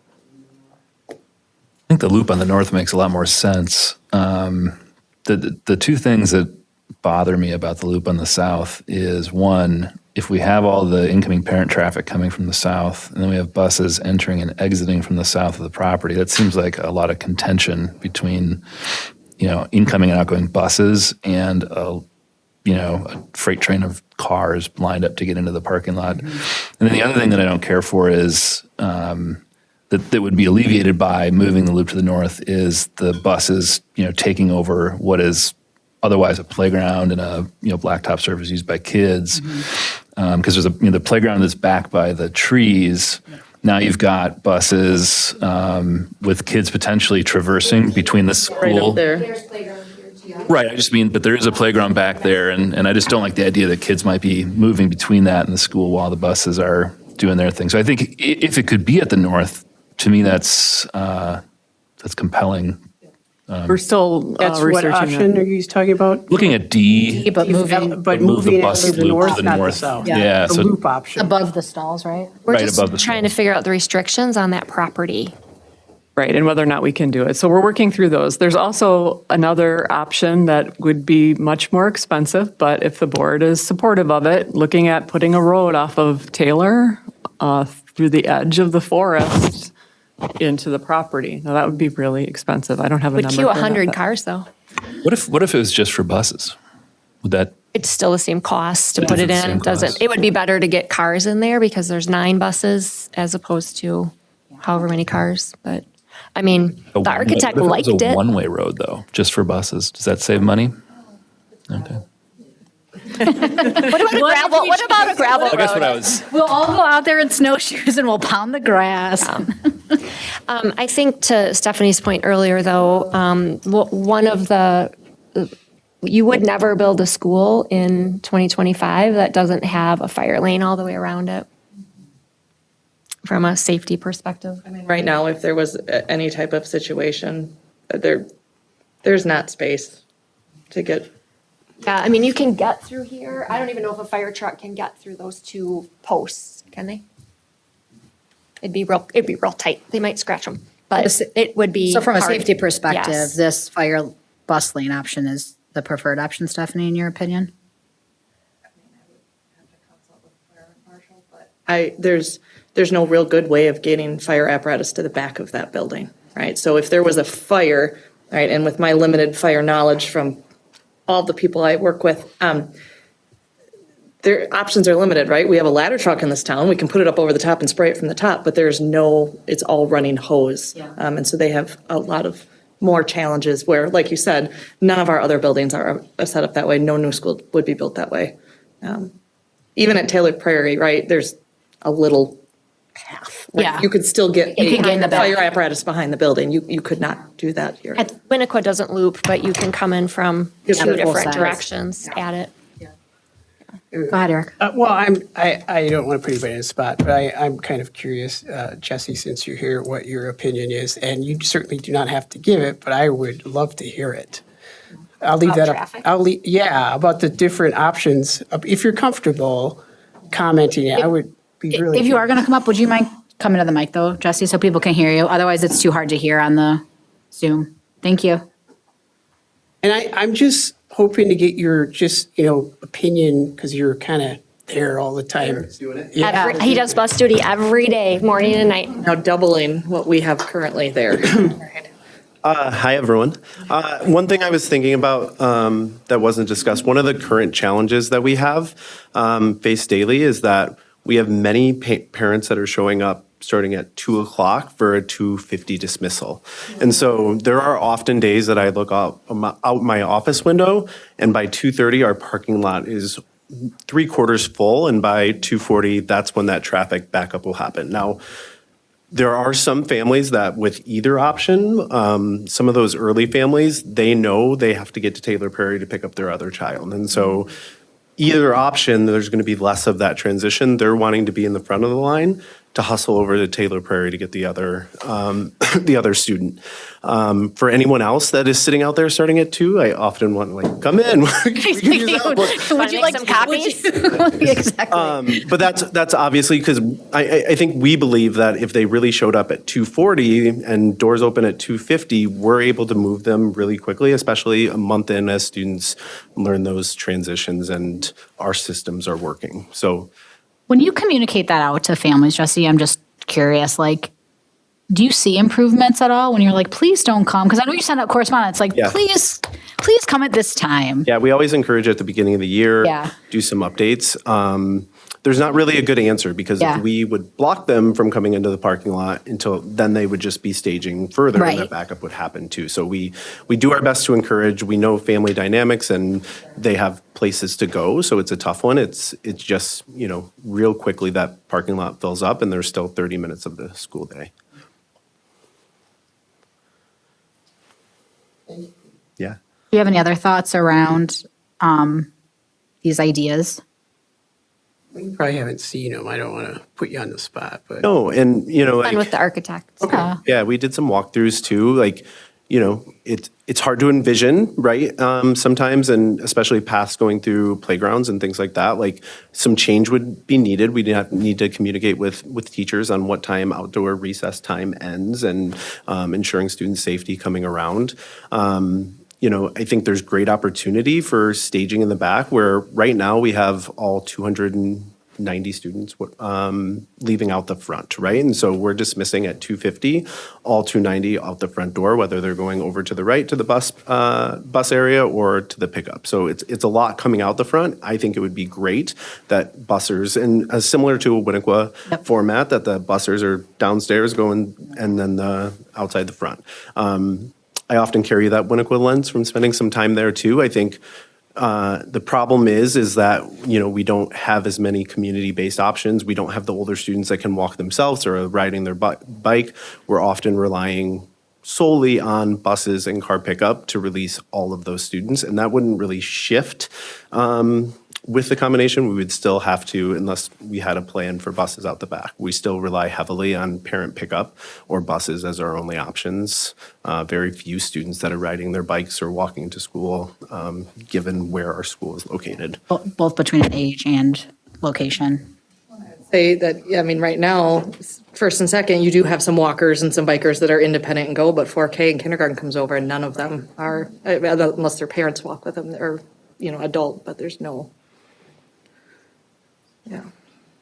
And we'd really have to think about how we're dismissing students, thinking about this younger group coming. Like, currently, our students are walking in that middle small strip, which adds a safety concern when we have younger learners and, even kindergartners of keeping them safe. So, I feel confident that we'd be able to figure out a process that would work best and prioritize safety.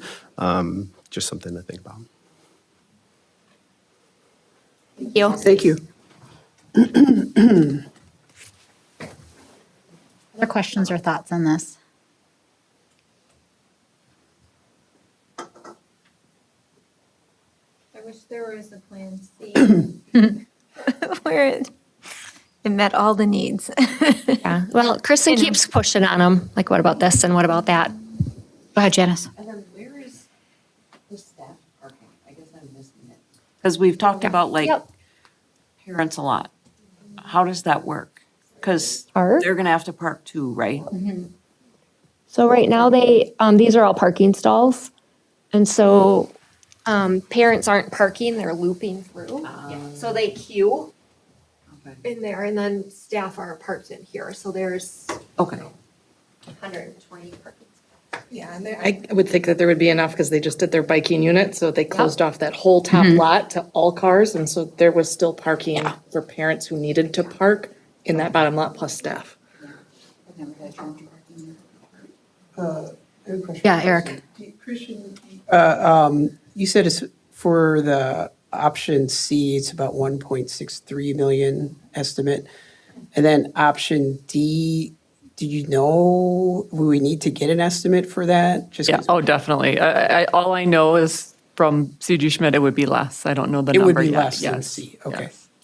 So they hustled pretty fast between the work session when you said like, yep, I want more information. So the architect, we had to work with CG Schmidt to put cost to the architect. So this was pretty fast, knowing that if you wanted to pursue, we would get. We need a survey Sure, I and all understand that. that. But essentially, information. with option C and option D, they're accomplishing the same thing that Jesse said, and that would give us an option of the back being accessible for people that take the bus to decrease some of the traffic. Both of those would do the same thing. Okay. How long do you think before you have more information about that baseball? Before the December meeting? Bill, you want to talk about the baseball field? I agree with Phil. I like it being, on the north end, just seems to make things a lot less complicated. But that's where the baseball field is, right? On the north end? Yep. Can you pull up that overhead that shows those fields? Just called it an overhead. Yep. Yep. Sure did. So everything on the east side, there's actually two softball diamonds. The one towards the north is darker.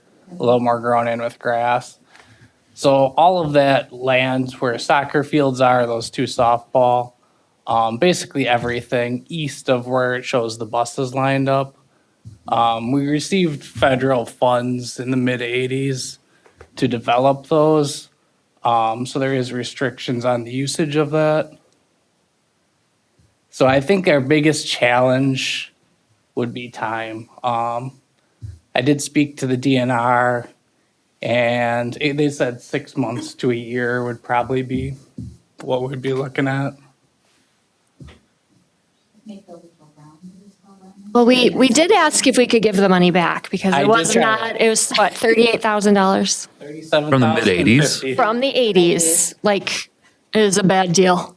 And we don't use that for any of that, right? Yeah. Nobody is using that, because I didn't even know I didn't even was there. And I've been up there. Soccer fields. Soccer fields, yes, but Yeah. Way over here. What if we just do it? Is there a fine that you just pay? I Or what's asked. the- Paven said, I have to ask. I mean, sometimes that's the. Well, That's what the you option, do right? have to verify it every 5 years, right? So every 5 years, the DNR handles the inspections of that. It's more or less a self-inspection, so we have to have signage posted, basically show that it's maintained, open to the public, that sort of thing. And that kind of goes on for the rest of eternity, I guess. We're really in a deal Really here. a bad deal. But I guess my question is, if we don't, right, is the repercussion surmountable enough that we actually would not do the thing we want to do, right? I guess that's what I'm getting at. Yeah, those are all the things that we need to investigate. Have to probably consult a lawyer. Is it a $25,000 fine? Then? Once and then we move on. Then we're done. Yeah, because I mean, if that's the case, then we. Yeah, and just kind of reading through the documents, it wasn't clear. I don't Okay. think they go down that road. So I did speak to somebody from the DNR today. They implied that it could be done, but usually it's a slow process. They admitted that. So basically, they would send somebody out. It would be some sort of appraising of that portion of the property in question. And more or less, that would have to be substituted in another area. Wouldn't necessarily have to be a softball area.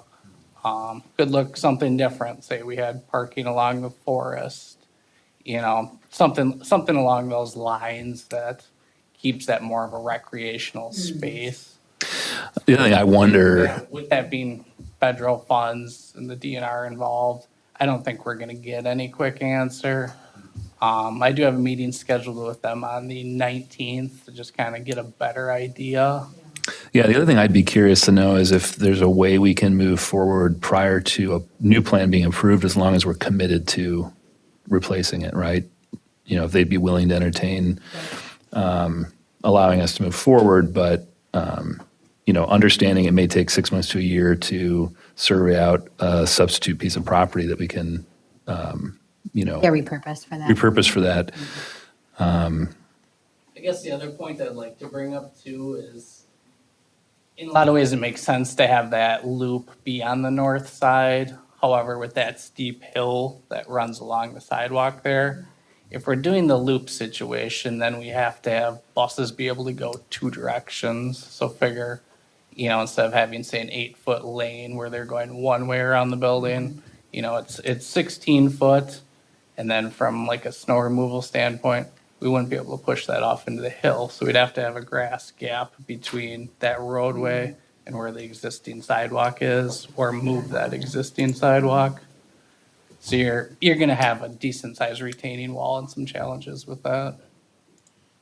So I would say, I can't speak to how it would affect traffic on the road, but I would say for kind of ease of doing, the south side loop would be easier and probably more cost effective to a degree. Property is more conducive to doing it. There's not as much dirt work. Yeah. Because it's. Yeah, the catch on the south side is there's not a ton of space between the building and that fence line where the church and. I was going to ask about your comment on snow on the south side, because that looks pretty narrow. Yeah, so that'd be a similar scenario where if we do the loop, then we're looking at twice as wide. So we'd have to be verifying we have enough of a setback there. There'd be a retaining wall. So. More to come. Yeah. We'll keep digging, but no great off the top solution. Yeah. Any other questions about this item in general? So not just parking, but thinking about consolidation. I guess I had 2 more slides. Oh, yeah, I'm sorry. So I know that the question was, what does it look like moving forward with the neighborhood schools? If we did them today, and this is if today they were in neighborhood schools, if we would have went forward with it, this is what enrollment and capacity looks like. We did, for purposes of just numbers, so the open enrollment students in the neighborhood school original plan was those families would be placed to make classrooms full. But just for the numbers, because if we didn't do that, then Cottage Grove School would be at 36% capacity. We just rolled those all into that building, and then it would get it up to about 48%. So that was if they were today. And then for next year, this is what it would look like. Same practice, putting the students there. I mean, and this is in essence why we're having the conversation. Right, of course, because we're not a building with 40% capacity. So. Thoughts? Any more thoughts or discussion on this one?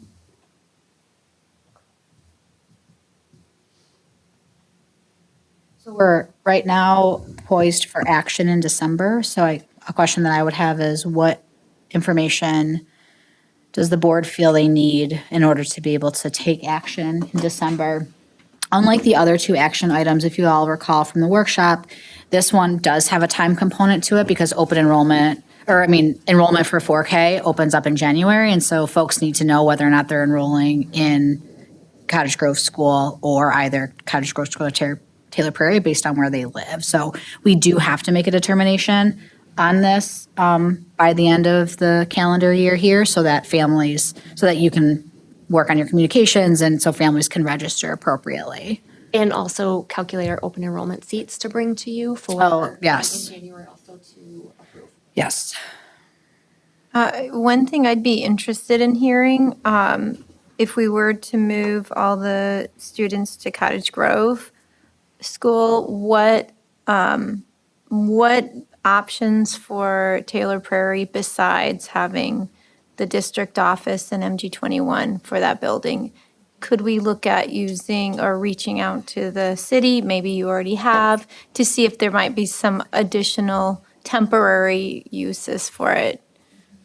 I did have a preliminary conversation with the village and Park and Rec, and they feel that they're okay for space right now.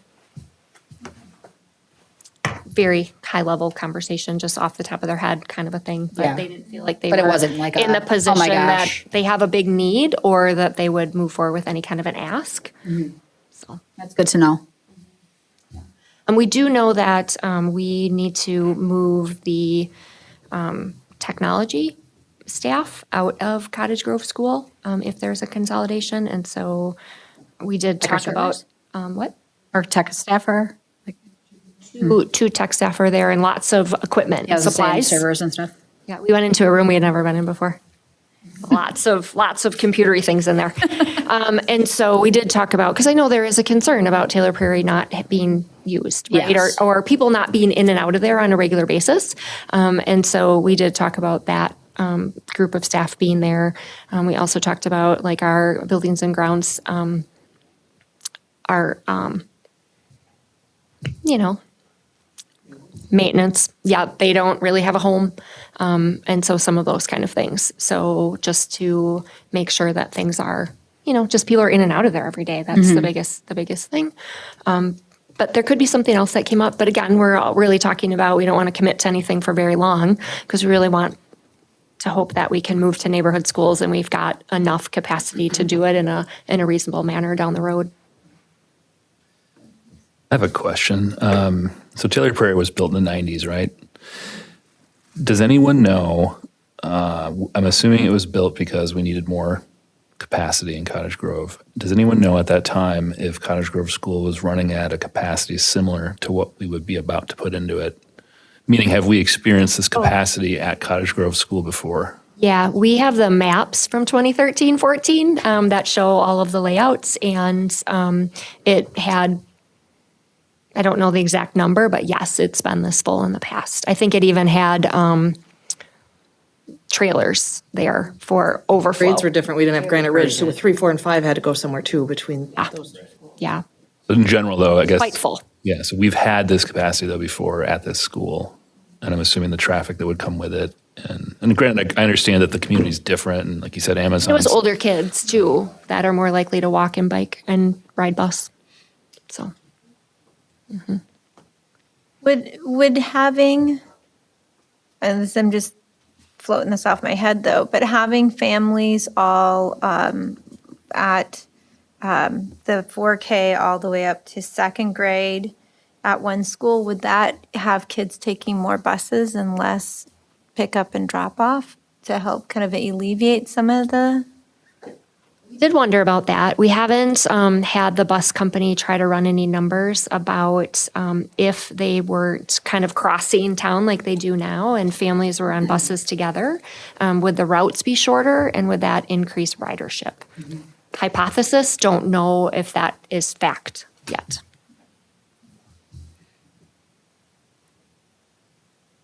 My biggest thing that I really is the parking.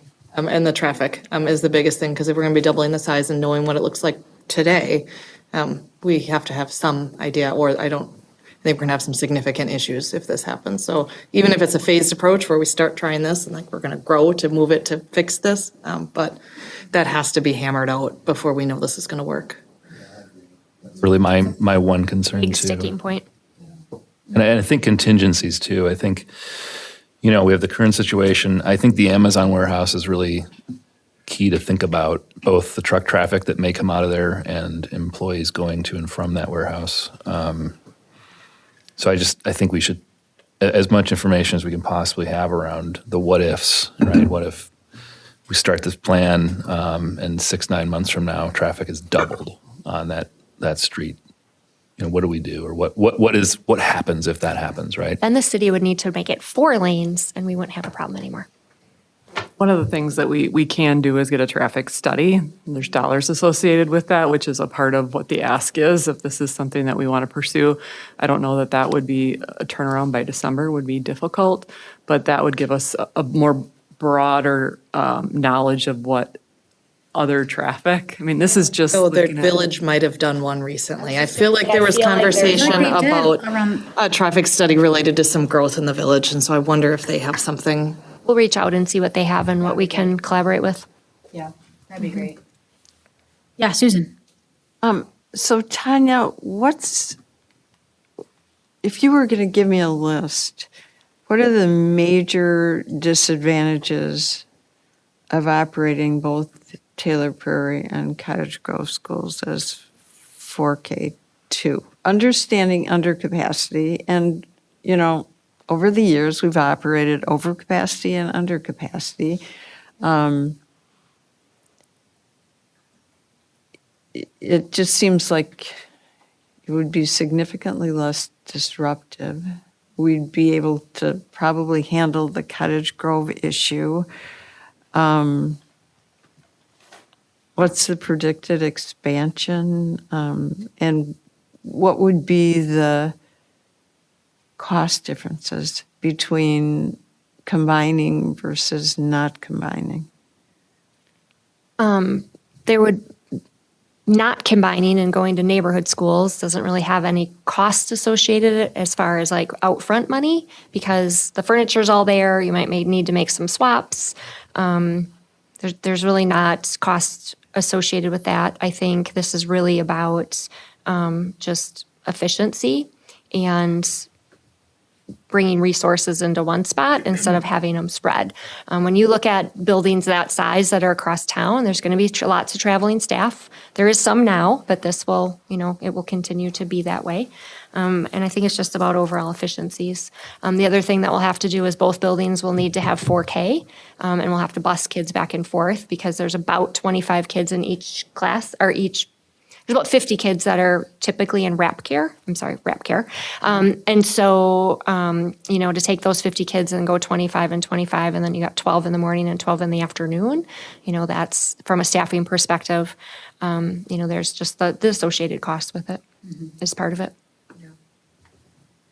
And what would be, if we maintained the two separate buildings, what's your position on expanding open enrollment? And only put open enrollment in seats that were empty for the class, because when you expand open enrollment, you don't get the same amount of money as you do for your own resident students, and then we're staffing for that, and the reimbursement isn't the same. It's getting better, but it'll never be apples to apples. So you're still you don't have the return on your investment. So expanding open enrollment wouldn't help balance the. We don't get funding associated with the cost of full classrooms with open enrollment students, because the funding dollars are different and we have to provide all the resources. It's just not the classroom teacher, but it is the reading teachers, the school psychs, the OTs, the PTs, the specials. So it's more of a cost. It's not it's a loss if it's full classrooms. It helps if you fill seats. If that makes any sense. So the major disadvantage of operating both buildings is? We would save just under $600,000 by combining those buildings a year in operational costs. Then we can put back into. Well, it'll take 2 years to pay off the road, but after about 2.5 years, we'd be ahead.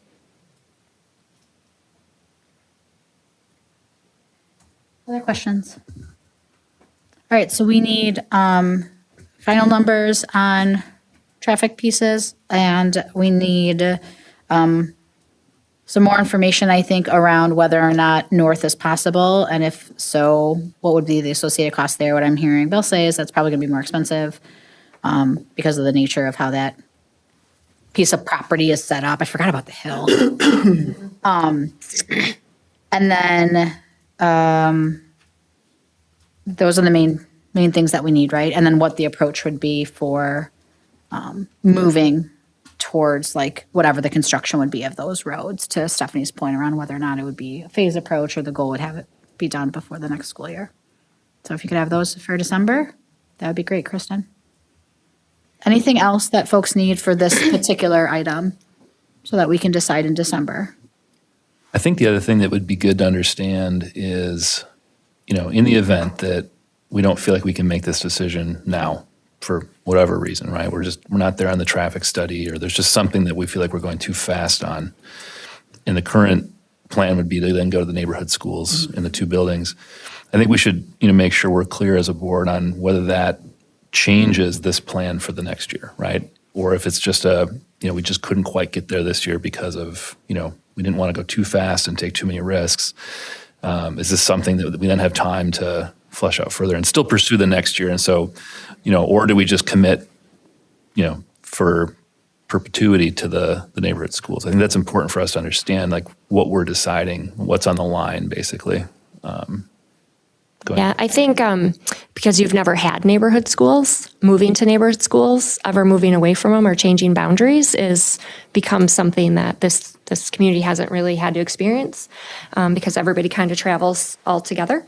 And so, typically you don't make a move if you have to make a move in less than 5 years, you wouldn't do it, because changing that for families and staff and all those things, it requires a lot. And so we wouldn't be recommending anything if we didn't think that this would stick for at least 5 years. Which is why we paused moving to neighborhood schools this year, because we were worried that it was going to be a transition and then a potential another transition with capacity. Really wanted to make sure that you had all the information to make a decision, and whatever that decision is, we move forward with it. Anything else on this one? All right, Kristen and Tanya, are you clear about what you need for December? Okay, please reach out. Are you not clear? Yeah, no, I am. Oh, okay. Yeah. Okay, but reach out if you're not and you need to follow up on anything. Okay. Can I say one thing though? Yeah, you should you say many things. I'm just going to say, yeah. So I think, as Emily and Jesse and I have had a conversation, I think about one of the things that we think about is very empty elementary school buildings with lots of empty classrooms doesn't necessarily feel great, right? And I think the word that Emily used was vibrant, right? There's it's very vibrant when classrooms are full and there's lots of staff there. So when you get down to like Taylor Prairie right now this year, they have 9 teachers in the building, 9 classroom teachers. And there's lots of space, right? And it's beautiful space. It's just not utilized space, and it has a feel. So Yeah, I mean, I think that's right. As a person who's experienced all 3 buildings, it takes a minute before you encounter a child at Taylor Prairie and Cottage Grove School versus when you walk into Winnequa and, they're there. And Granite Ridge too. all the other schools. Yeah. Well, it takes a minute to get into Granite Ridge, but that's just because there's a lot of vestibule there. But, and GDS too, actually. Okay. All right, moving on to next discussion item, which is specifically around Maywood. So since I got here, there's been lots of conversations about Maywood and really having a conversation about thinking about authorization to have a broker assess what is that fair market value. Currently, it is leased to the city. And their park and rec department is in there, and they do wrap care for Winnequa, and that has been a huge value add. We have seen our 4K numbers go up, and we really feel that jump happened because this is year 2 of that wrap care, and it's a lovely program. People are really happy with it. It's cost effective. It's got a lot to it. The city has repeatedly talked about that while they have this 5-year lease, they would really like that to become part of their long range portfolio. But it always stops at like, well, what do you think it's worth? I'm like, I don't know. And they're like, I don't know either. And so they can't even comprehend if it's something that they would want to pursue until there's a notion of what would a fair market value be, and bringing that forward.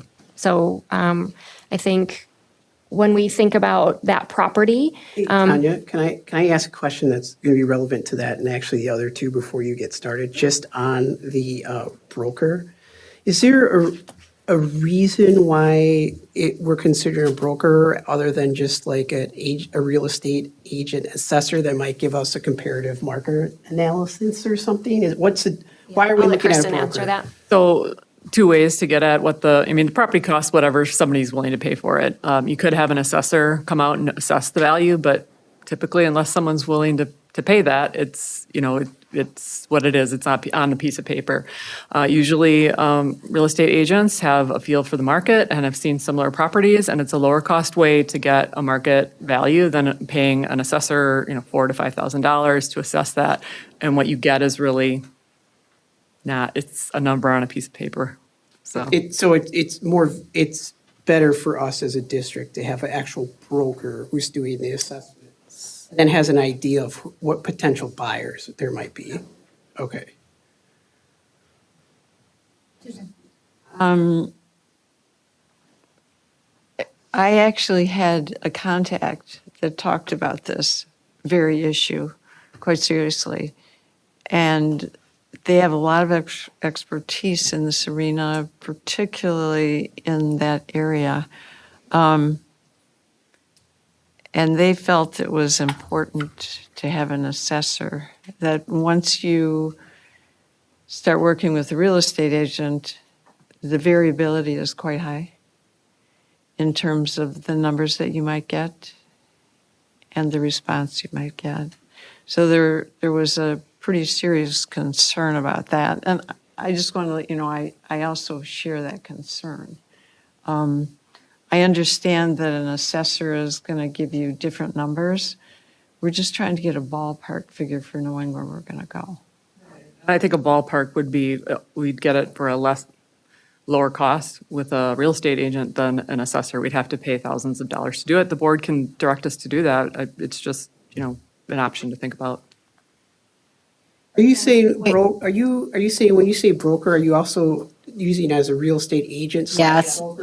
it's the same, they're interchangeable. Okay, so you're saying a real estate agent slash broker. Yeah. Assessor, yeah. Janice? And when you say assessor, are you meaning appraiser? Because really, yes, who should be involved is a commercial, like someone who is licensed to commercially appraise. Yes, okay. And those people would also have the knowledge about like what it might go for, like. Well, so they'll do an analysis and they'll use a lot of the same data that a real estate agent will use to determine what have other properties like that in the surrounding areas sold for, and for what use. If it's used as a school, you're going to get a lot less money for that property than if it's going to be a residential property. So based on those two uses, they'll give you a value for if it's going to be used as is or if it's going to be used as a residential property. And they, put it in a report and give it to you, and there's a fee associated with it. The alternative is working with an agent, a broker, to sell the property, and they'll do the same thing. They'll take a look at what have all the sales been in the area, similar, selling as a school or selling to residential, and they'll provide a number, and it's just a matter of preference for the board. We can do either way. Thank you. That clarifies it for me, so. I have a typo in this. Yep, 8 to 21-year-old program. Nope, 18 to 21. So outside of, so we rent this property currently on a 5-year contract to the city. It's about $62,000 a year. They pay us. We are operating at a loss. It costs more than that to operate it. We also staff it with a custodian. We do use a small portion of the building for our 18 to 21-year-old program. Those are students who have IEPs that have done their time at the high school and are working on what does that look like to transition into adulthood. They use it as their home base. We have had conversations with Director of Special Education and then the transition coordinator of looking at other options that they would consider about what might be a good community-based setting for that. So they're looking at that, but that is important to note that is there. Program right now? It ranges, there's 7 last year, 12 this year. I think this is the biggest it's ever been. Yeah, I was gonna but say, that's pretty big. 7 to 12. Yeah, it's pretty large for this size school. Mhm.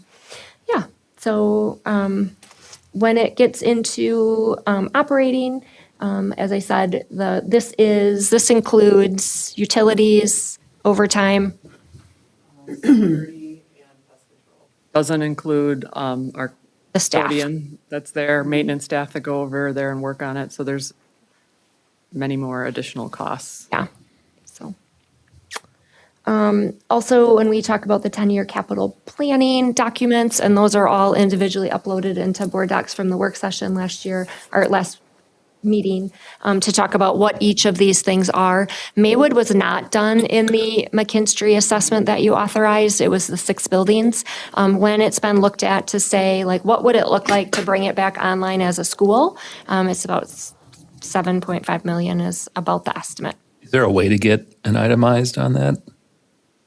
I guess who's saying 7.5? Well, this is someone's coming up with that based number, on, right? Like, we need a new HVAC system. We don't have, they don't sell any parts anymore that we can fix it. We need a new roof. I mean, it needs to be completely overhauled, and it might be even low because once we start touching those larger pieces, we may have to do a lot of ADA work and things that we didn't have to do because we haven't touched it yet. So this is, a ballpark, and I was talking to Bill today, and he even thought it might be cheaper to raise it and build a new building than have to do all this stuff. Not a good sales pitch, by the way. I know, I was like, yeah. Come buy this building. Yeah. Watch what you ask Property, I for. think, is worth far more than the. Yeah. But anyway, I guess I was curious. I wanted to understand how we got to the 7.5 since we didn't It's have. just all those large systems that we know have a cost. An HVAC system is millions of dollars, a roof, millions of dollars. You do the parking lot, the doors are falling apart. It's really a building that needs a lot of work, and you either have to be willing to invest in it or do something else with it. Or somebody else that wants to invest in it that has a greater use for it. I think, I think it makes sense to explore Maywood. I think where I am wondering, and I know that we can't speculate on this, but I'll just say it, is that, and this is a lot of the feedback I've been getting, is around the City of Monona programming that goes out of that property. So, you know, Around here? RAP, but also Parks and Rec. They do summer programming out there. And they want it.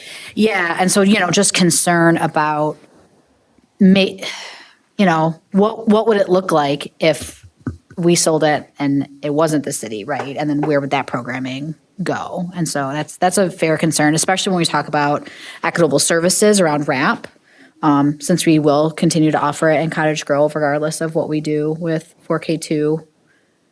So. If the city would like to buy it, Hear that, Mary?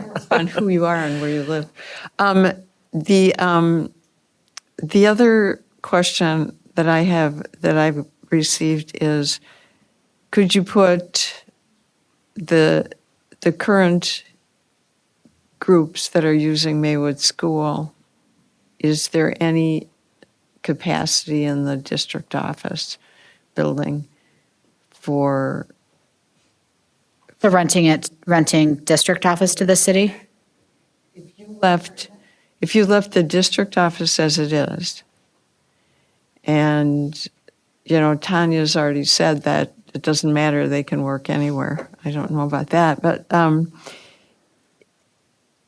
if you left MG 21 in that building and some district office staff, is there any capacity for the daycare program or the transitional students in the district office building? Yeah, well, we'll have to separate our programming, which is the 18 to 21 is ours.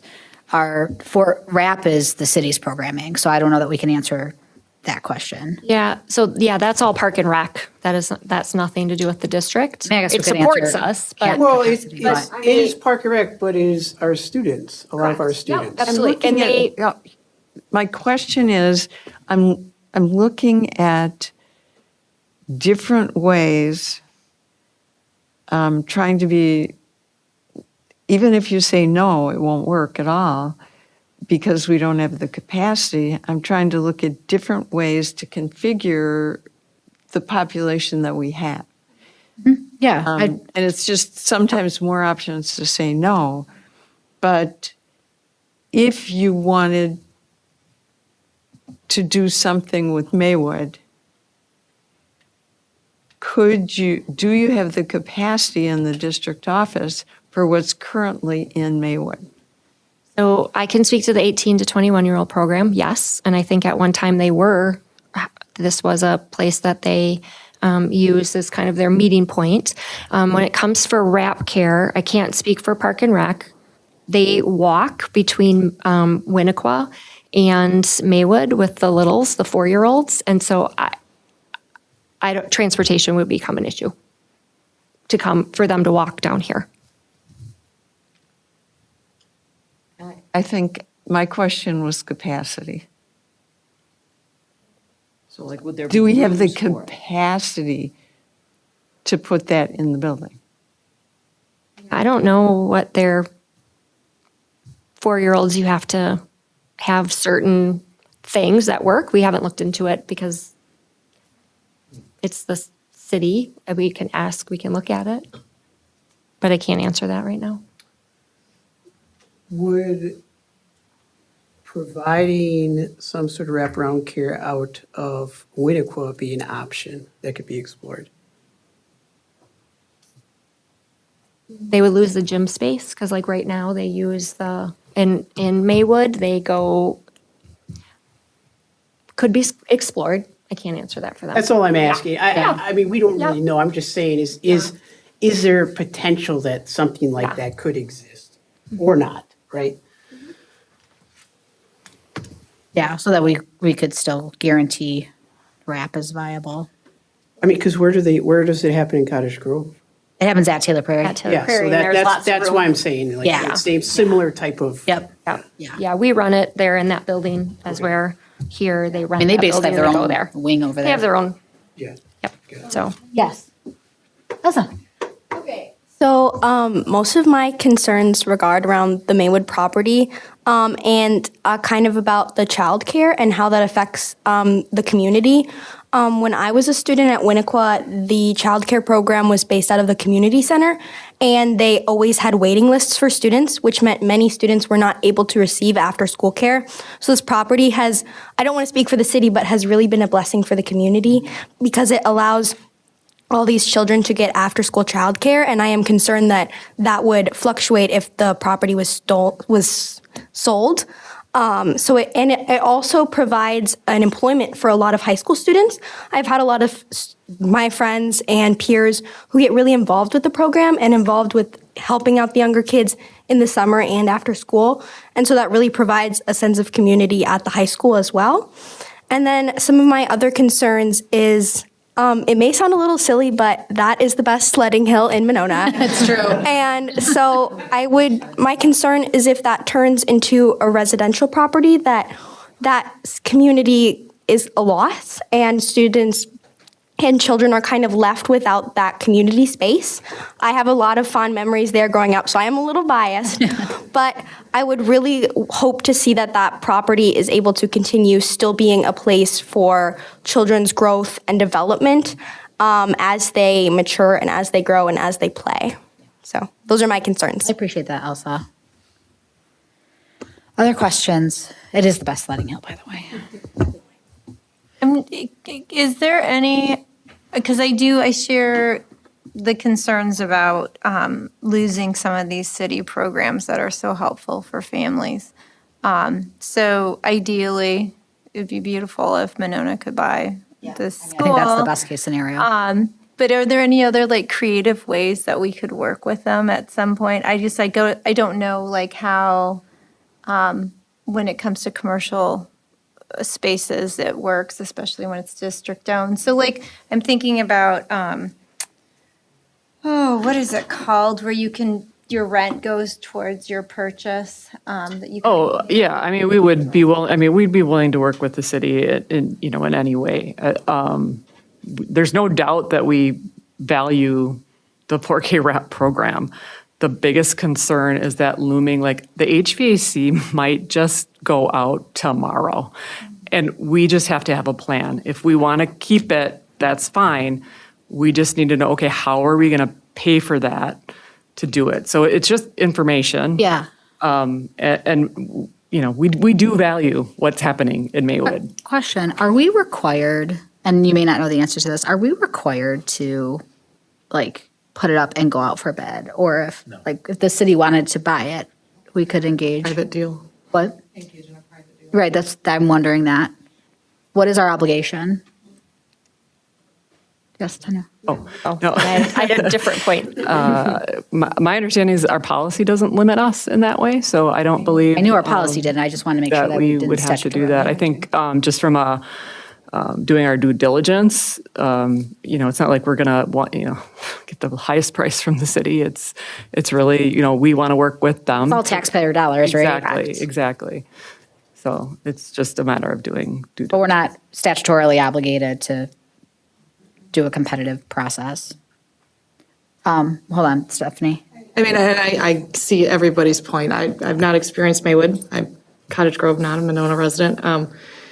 And all of your points are extremely valid, and I think we have to find alternate spots, potentially work with all of our partners to see, because all of these programs are extremely important and we should not compromise them. But we also have to remember that we are in a really fiscally bad place. And we just had a really rough last 2 years, and we're getting better, but we have to be fiscally responsible to protect our entire district for the foreseeable future, and that make sure that we are going to set ourselves up to be safe and secure, and we can offer what we need to offer to our children and make sure that they're getting what they need. And so it's going to be a fine balance, but I think we have to remember that as well, that we have, you said, $30 million, and we have this impending cost coming that we have no idea how we're going to pay for, on top of the debt that we already have from the huge loan we took out. So unfortunately, some tough choices are going to have to be made. I see you, Tanya. did you want to respond to Stephanie, or do you want? Okay. I guess just kind of going off what Stephanie said, I see discussion item number 4, and I would feel much more comfortable if it said that we were engaging a commercial real estate appraiser instead of a licensed real estate broker, because those are two different things. I won't be here in December to vote on it, but I'm just giving you my opinion right now. Like, I would prefer that we have a licensed commercial real estate appraiser. Tanya? Yeah, and I think the city is incredibly interested in the property. We'd love to work with them. I mean, this isn't about any of those programs going away. We can't even engage in any conversation about what could be without some sort of an idea of value, which would then come back here for then you to decide if you were even going to consider that or not. So I think just keeping it, I don't want the narrative to be like Park and Rec is done and Maywood's off the table Right. for them. That's not the discussion. The discussion is what is that property worth, so the city can have a real conversation as they're getting ready to do their own planning. long-term planning strategy that they're doing. And so this has been an 18-month conversation that they've had with me, and it would just be nice to have a number. Yeah, so that we can actually say, Have a so that they conversation. can say, yeah, oh yes, this feels very valuable for us, or no, it doesn't, right? Because, Are they okay with the real estate broker doing some research and coming up with a price, or would they prefer to have an actual appraiser? I think to Kristen's point, we're going to get different numbers depending on who you ask, right? Sure. And so, the city would probably develop it or maintain it as a childcare facility, right? A park and rec, and that's not going to carry the value that, a realtor's going to come in and say, well, if you put condos up here, you could get way more money than the city could ever pay for it or would find value in it. So that number is going to be, I think, depending on our goals. But will it though? Because a broker or an appraiser is going to go and look at similar sized properties with similar structures, and they're going to do comparisons and come up with numbers that where yours. I guess I'm thinking of with my residential property when we've had appraisers come out, and I'm thinking brokers are also going to have to kind of do the same thing to come up with an idea of square footage. Isn't there an and assumption on size of zoning land. built into that?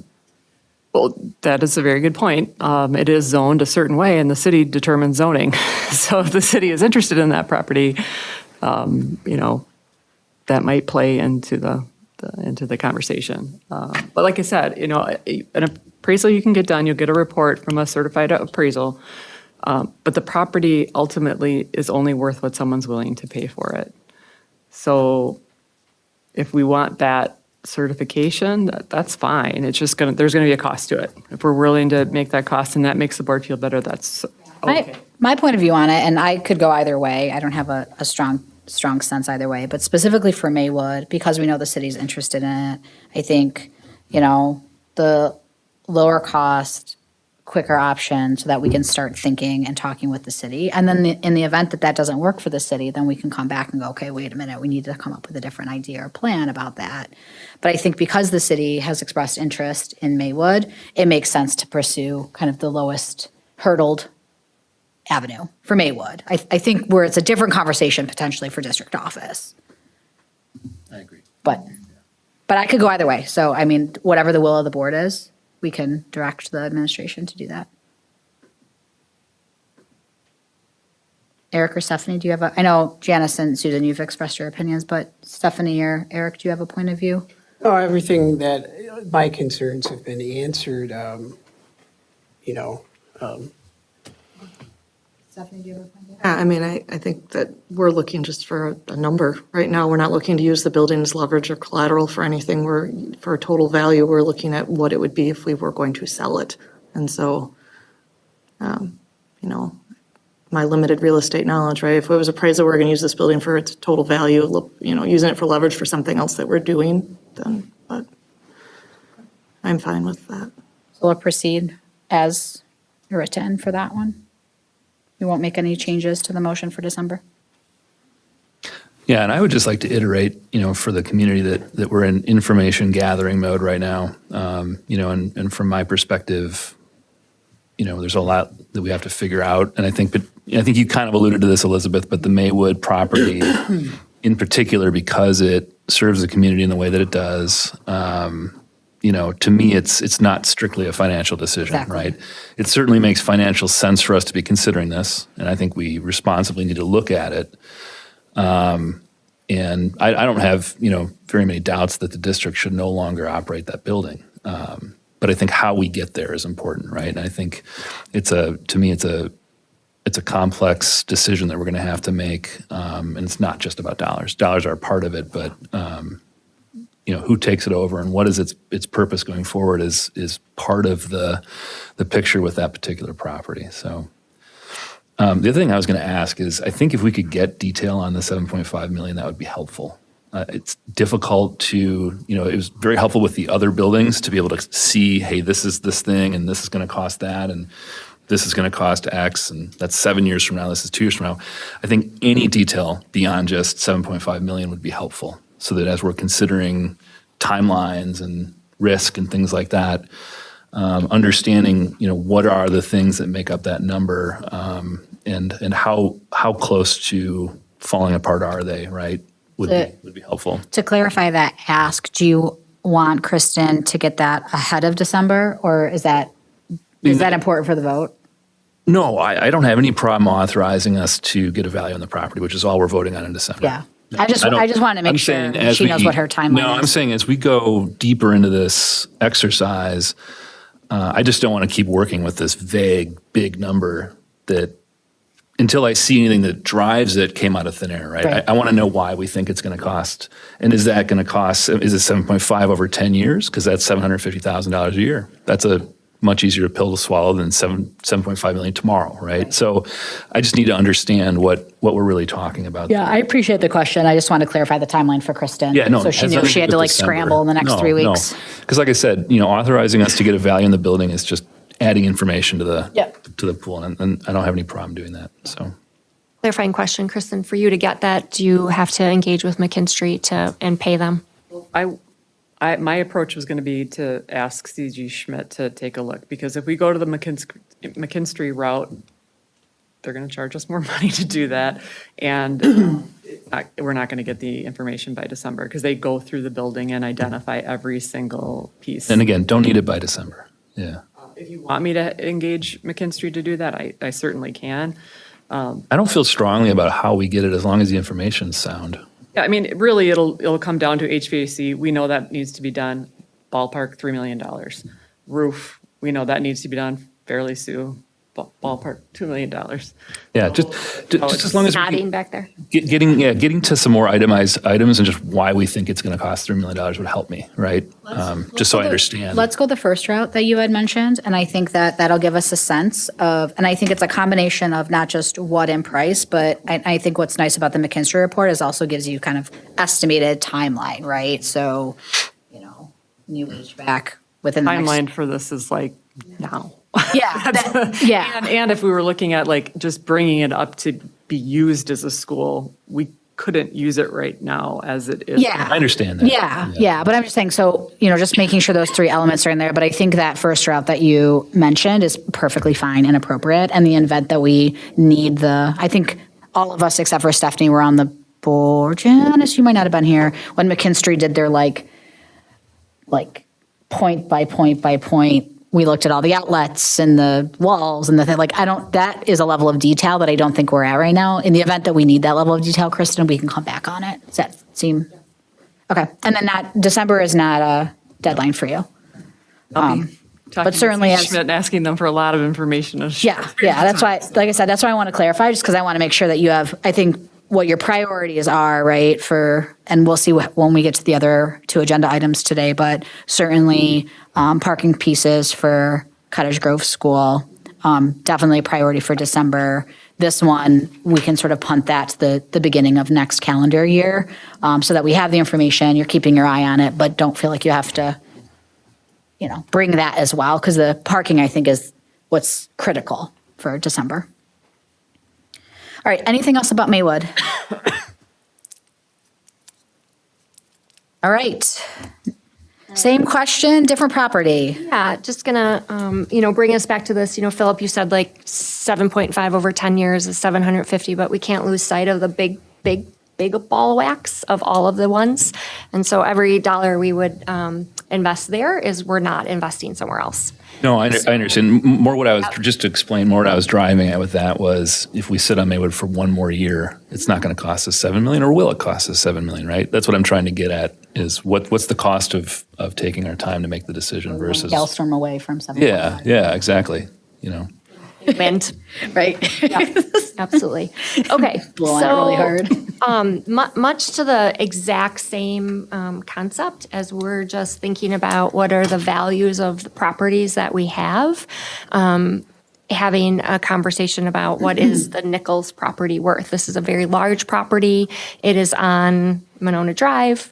My understanding is that if we were interested in it, there's developers that would be here tomorrow, at least 2. Don't know if that for a fact, don't know what any of that means, but it is, does have some value to it, but we don't actually know what that looks like. And so much similar, just more information to the conversation. Now, obviously that's a little bit more complicated because it has MG21 charter school here. It has more money put into it in the recent years. This build, we've got the district office staff is here, there's 24 of us, boardroom, some of those kind of things. And so much more complex conversation, but just curious about what it's worth. Couple things, that we think about. Every time you have one less property, it's one less property to have to maintain, some of those kind of things. And then also there has been the question about if, Winnequa was full, would this be a building that kids could come to? My understanding is at one point, I think some students did come here, some overflow before some things were shifted around. But I think we addressed that question with the Winnequa capacity. Rochelle. The one thing that I would request if we're going to have it appraised is could we do it in a few different ways? So appraisal of if just the main district office and MG21 stayed as it is, if some of the property in the back were sold, just so we can kind of have some options and ideas, and then the entirety. It's split. I see it being split in 3. The main district office building, I don't know what you call it. Is that the MG21? But I don't know what the original building. Yeah, MG21 building over there. And then that big lot that goes out to Pheasant Hill. And then the total. What? And then the total. And then the total of all 3, yeah, because, I think the community would appreciate that too. I would say that as somebody that lives in this neighborhood, the impact of a sale of this huge property would be fairly significant. And, not knowing what could be in here, having, living right over there, I would be, as a resident, I would be concerned. I know other residents are nervous about what might be in this place. So I think that everybody should be aware of that I don't think that the sale of this is by any means like everybody's clapping their hands and saying, yay, let's do it. I think there's a lot of anxiety about it. Yeah, I think so too. And I think especially given some of the recent development that's been happening in Monona. So I to me, kind of going back to that conversation we were having around Maywood, around whether or not we get a assessor, like this to me feels like if we're going to go through this is where an assessor makes a difference. Appraiser, sorry, where appraiser makes a difference. Maywood to me feels a little bit different because we know the city is interested in that property, so there's potential there. My understanding is that the city is not interested in this property, and so. Well, they were.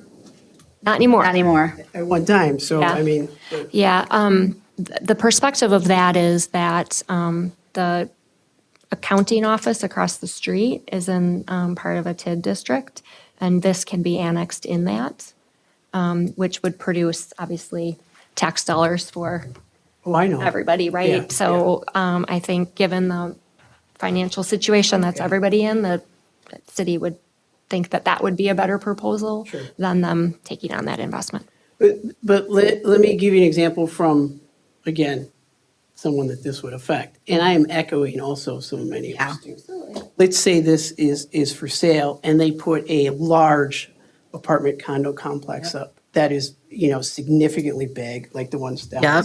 The color it that They're color of your high. shirt. They're very high, right? Yeah. That changes a lot for this whole row of neighbors here, for everybody over there, for this whole neighborhood that my family scoped out very carefully and moved into for very specific reasons that, would make a big significant change. Not saying I would be against it, but I think it's going to be a concern.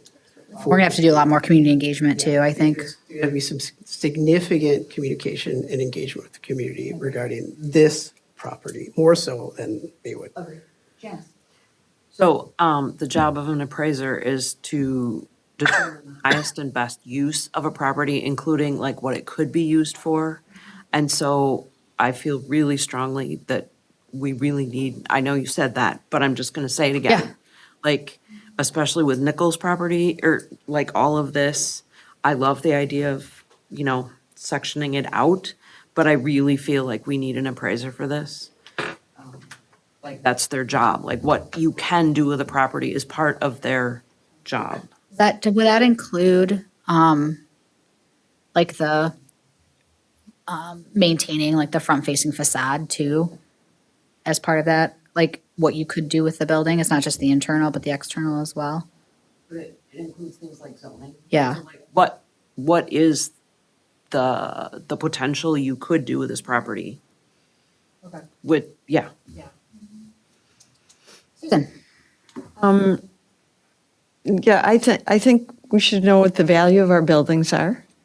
And maybe that includes, not that we're going to do anything with it, but if we're going to do appraisals, maybe we should also do an appraisal of Taylor Prairie. So this whole thing about having it empty still haunts me. That's why I was trying to see how we could keep 4K2 in both buildings and continue to explore that. But I think that there are some major negatives about loss of the Nichols building. I think there are some people that feel very confident that we can put MG21 in other locations. I think if you know that community, that we've now remodeled twice to really make that building fit that program. One of the questions I asked was, what would be the cost of working on Taylor Prairie and putting them in Taylor Prairie? And the answer to that was effectively nothing, which really isn't accurate because we already know just toilets, okay? Just toilets. I'm gonna pause you on that because the toilets seem to be a real hot button for everybody. Rebecca and I walked through the building. There are no tiny toilets there. The toilets there are smaller sinks, lower sinks and higher sinks, but the toilets are not an issue. I'm just saying, then I apologize. I'm working out of inaccurate information that had been provided to me from the district office. So, I'm just looking at that. I'm also concerned about, again, not having the district office in a location where you can all come together and find it. I'm also concerned about any potential overflow. So if we move on Maywood, we have no place, if there's any potential for overflow at Winnequa School, We have no additional space for that. We have no safety net. So I'm not saying that's the major factor. I'm just saying there are multiple significant factors that I think are related to Yeah. the district office. And you and Eric even brought forward more. Yeah, I mean, I think it's a very complex question about whether or not we would sell this property. I think a wondering that I have for you, Susan, is putting all that aside, are you saying that you're opposed to finding out the value of the building? No. Because that's the current question that's on the table. No, I and then agree. from there, it's like, then what do you do with that I information? think, again, I think it's helpful to know the values of all of our properties. So as we move forward, depending upon, I mean, let's say we have an assessor that's going to give us a special rate and they'll go out and do Taylor Prairie and Cottage Grove too. Fine. I think it's helpful to us to know what the base value is. But I think all the And I points you support raised, that. yeah, I think all the points you raised though around the complexities of this particular building are noted and worthwhile for us to always keep in mind. Can we, though, get them separated, like we talked about, into this as one option, then the MG 21, and then the parcel, the land that goes out to Pheasant Hill? So there's assessment with that, MG 21 and then this, and then assessment for the whole property. Okay. Stephanie, do you have thoughts? Rochelle or Philip? So more generally, as we consider the two Monona properties, I would like to dig in deeper on Winnequa and, the new information. So if I understood you correctly, it sounds like the capacity study that we looked at in the fall was based on an older floor plan.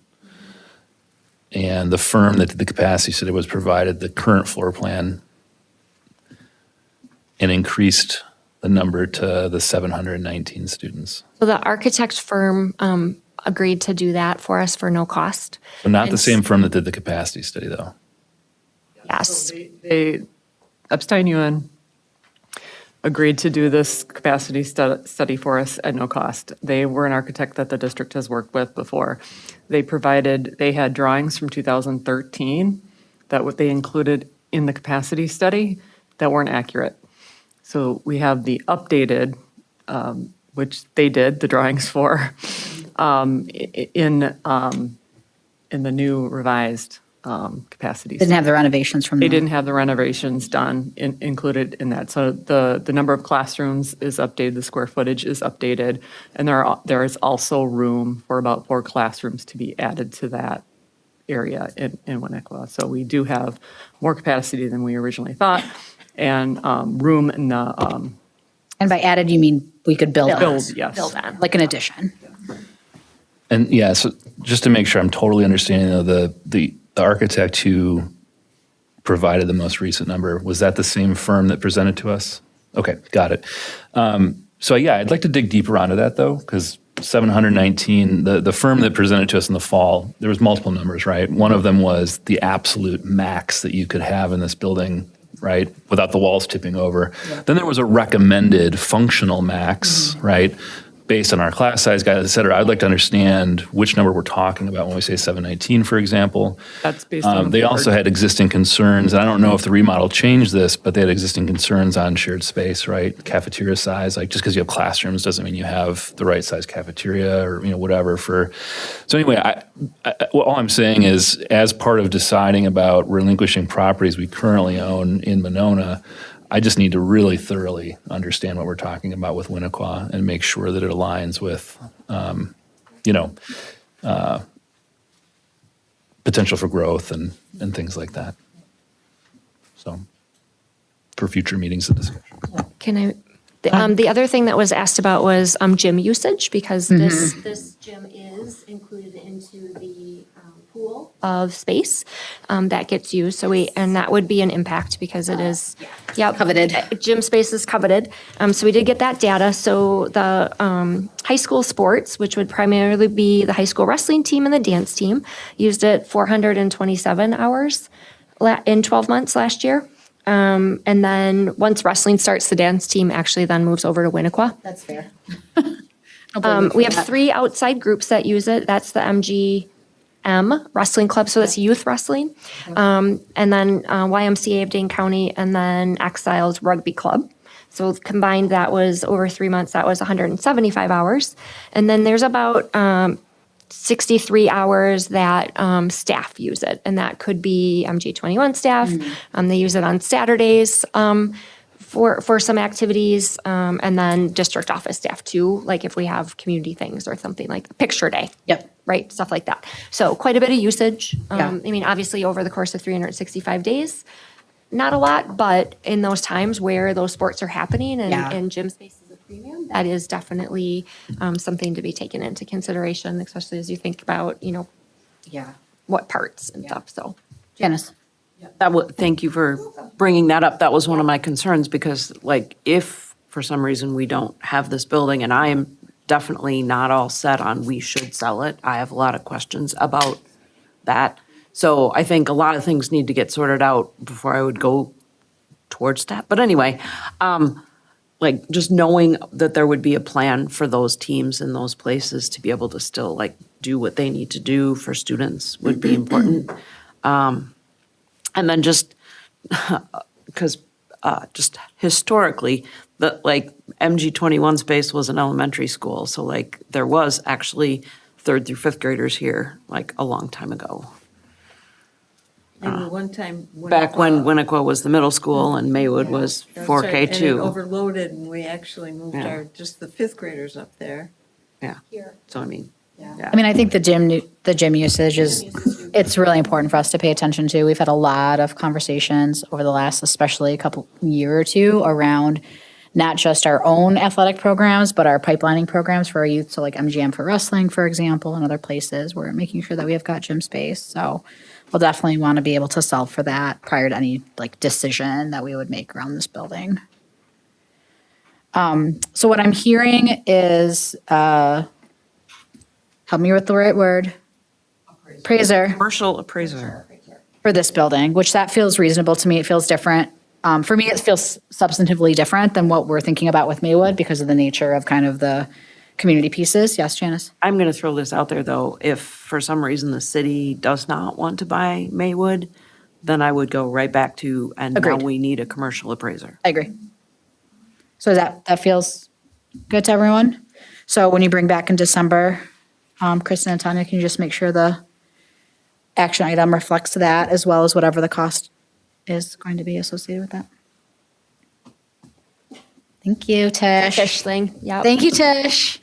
But you mean the cost of an appraiser? Yeah, correct. Not the cost of. No. That will take like 3 to 6 weeks to get it. No. The cost of the appraiser, so that when the board is approving or not approving, then we can make sure that we know what the cost is associated with that, because we may amend the motion to go back to the original motion in the event that it feels cost prohibitive. So I just want us to be able to be clear on what we're approving and how much money we're spending.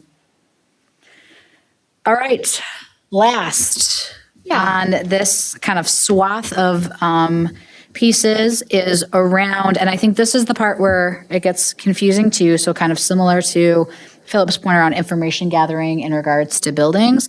This is also information gathering or directing the administration to be able to gather information around what would it take and look like to potentially move district office and MG21 school to Taylor Prairie.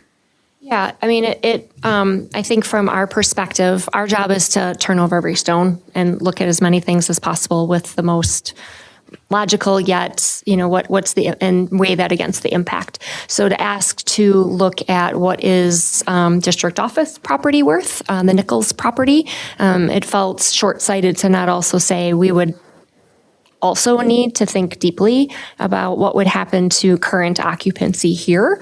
I didn't put the gym on there, but obviously the charter school and district office staff, I Kristen and I both agree is a little less pressing than when we talk about students. And so, if you read this, it really talks about like authorizing any kind of planning or information gathering that we would need in order to evaluate relocating.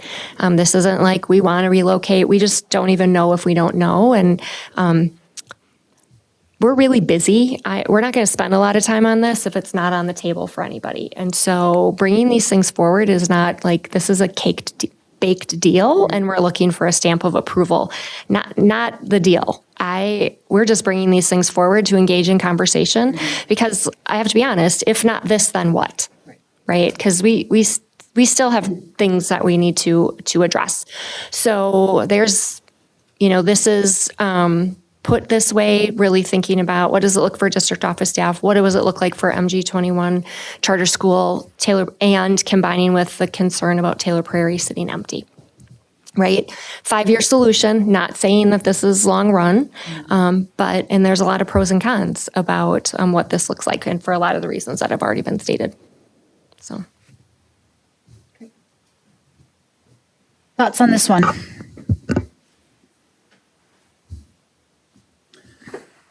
Go ahead, Philip. Would you be looking into things like transportation and kids who go to the high school for things and how they would get there and just kind of all those little details that would change for MG21 if it was no longer? Yeah, absolutely. And I think much to gathering information from staff and families, like we're not going to do that unless it's something you even want us to look into, right? There was a question about like where students that are at MG21 charter school come from. So we did gather that. So you can see on here, it's by grade level and also by who has a Cottage Grove residency address, who has a Monona residence, who are Madison, but MG residents, and then open enrollment. So, just some facts that people were wondering about last time. And so really, yes, it's 50%, basically 50% Monona, and then the other 50% not Monona, whether it be Cottage Grove or open enrollment. Yeah. So there's 1,000 things that would need to be looked into, your point, Philip. It's just, do we even begin to bother looking at it? If it's not a tolerable conversation to investigate, then we're not going to spend our time on it. Which obviously isn't to decide, you don't have to decide that tonight, but just, just kind of set the premise for that. The numbers are interesting in that I wonder how we can engage more Cottage Grove students at the middle campus in general. Just, even outside of this conversation, because the numbers are so skewed in terms of who's at the upper campus versus the middle campus. Yeah, and, sorry, go ahead. Well, no, so question, is there transportation to, like, can kids bus here? Yeah. So we transport there. I think so kids transport here just like to any other school. If you're open enrolled, it is by a bus seat. From that, right? But So I mean, it's from Cottage Grove. it's treated just like it's part of the district with all those things. We currently bus kids from the middle school that take classes at the high school, and so that doesn't change as much. Obviously, kids sometimes walk. Sometimes this year it's a little fast, so maybe they get driven. Because of that. But, we like to have students take the classes their first hour, and then they can start their day there and then get either to the middle school or here, regardless of that. Obviously, walking to different amenities that are available in Monona is a huge value add. Whether it be the library or different community businesses that MG21 works with. Kids, there are some kids in the community that walk to school or ride their bikes because they're in Monona. There's pros and cons, right? The school spends a lot of time out at the forest, right? So driving out there. And then there's other things that they do that they have to drive to regardless of where they're located. So. I guess I'm curious as to, I don't want to have you do a lot of work before we're ready or if we're going to need to do it, but I do think it would give us a lot of good information. So regardless of what we do, I guess I would be curious to know kind of where where things would lie with the cost. So I'm kind of saying two things. I don't want to have you do lots of work if that we won't use, but at the same time, how do we know if we're going to use it unless we do the work? So I guess that I'm just kind of talking through. I think there's probably value in doing the work. I mean, I think a lot of this stuff all kind of goes together, right? So if we move all the kids out of Taylor Prairie, we have to put something in there, right? And so what is that going to be? Is that going to be some of the stuff you mentioned? Is it going to be this? Something has to go there so we don't let that building kind of go. It can't sit empty. So we have to kind of look at all the options. It all kind of is tied together. So I agree. I don't want you to put in like hundreds of hours of effort in this, but I think we kind of have to know if that would work, if that's an option, because we can't leave that building empty either. One of the things I think that would be helpful is just a slide that basically has a list of factors that are currently present for MG21 in the Nichols building. So for instance, the things you guys have talked about and brought to us, and that is location to the high school. Just a list of those things so that we can compare that with how that balances in the Taylor Prairie site. So for instance, we know accessibility to the high school is that's a stated issue. In the difference between, I'm just saying, the difference between the location of Taylor Prairie and so I'm trying. Yeah, I mean, like we would have to bus kids, but we already are running a bus already from Cottage Grove to the high school Or transportation. or whatever. Yeah, it's Depends probably- on how probably many lifts. kids are, what it Well, is. and just general things But about. accessibility is a challenge for sure. And general things about the actual classroom structure that they've built into some of the classrooms. Again, things like the woodworking, just general things, so that we can compare those things as we look, as Rebecca probably looks at those items. And we as a board can see them as well, because we've got some good numbers up here, but that's a piece that I think we don't have. Okay. Yeah, I think the challenge that we have right now, Susan, is what I'm understanding from administration is that in order for them to investigate that, they want us to authorize them to do it. They don't want to do that work without us saying, go do that work, which is what we're trying to vote on in December. Again, that's looking at Taylor Prairie. What I'm just looking for a list of what their assessment of what they currently have in the. I guess I'm not understanding how that is helpful in terms of like a decision that we would need to make, right? Like, because if we're not. Information would be helpful to me if I need to assess a movement to Taylor Prairie School. Right. So what I'm saying to you though is that the administration won't get that information unless we're willing to entertain the idea of them investigating a movement to Taylor Prairie School. Otherwise, if we're not entertaining a movement, then there's no reason to get the information. See what I mean there? So I agree with you that would be important information to have. Like we talked about the workshop in terms of like, what is the integrity of the programming? What is there, right? What's workable and viable in some place in Taylor Prairie, what's not, right? What's important for, the location in Monona. Like I agree, but that to me is like, because it's a comparable. And so if we're not moving forward on comparing, then it feels like not a useful exercise for administration. Well, to I do. just know when we were at the chamber meeting, one of the statements was that understanding you were going to do a walkthrough with them, which again, as a board member, I wasn't aware of, but I think that's great that it was done. The input to the chamber that day was that they were delighted, quote unquote, with the walkthrough. And so what I'm looking for is just some as that starts to occur, I'm looking for some of the basic structural Yeah. pieces that we know they have here. Yes. That's all. I'm not comparing, I'm just looking for what do we currently provide in this program to these students in this building? Yeah, I understand what you're asking. Go ahead.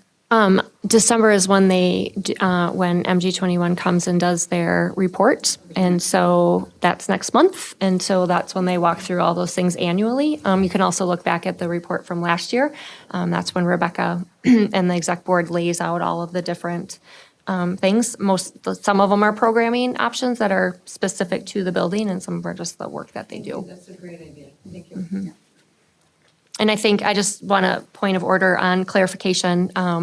MG21 exec director Rebecca did walk through and their board leadership, and they were delighted to find that it was a really nice, lovely site. Not that it was being proposed that we're going to have you go somewhere that doesn't have value. Yeah. So Having never been in the building before, having probably, never or not been in a walked long through it time. from that lens. Yeah. Yeah. It's fair. Eric? Well, I just want to go on record and say that I have no concerns about the administration doing the work that's needed for the board or the community, no matter how much it is, even if it's thousands of hours.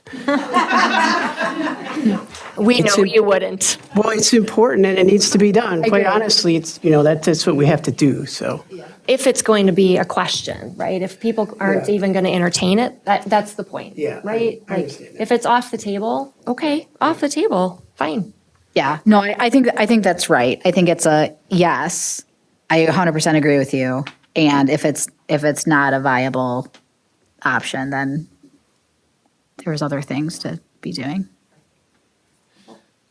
But I mean, I'm in favor of gathering the information so that we can talk about it and make an informed decision, even if that decision ends up being no movement. But you can't make a decision unless you have information with which to make a decision. So Yeah, and I don't see the harm in getting information. The other thing I would point out, at least from my perspective, is I don't feel like the MG21 question, is, or let me say it differently. I don't think we're going to be ready to just pull the trigger on selling the properties in a couple months, and thus it's going to be like a super urgent thing to understand the answers of the MG21. All of these are going to require time, and so there's time, I guess, is my point.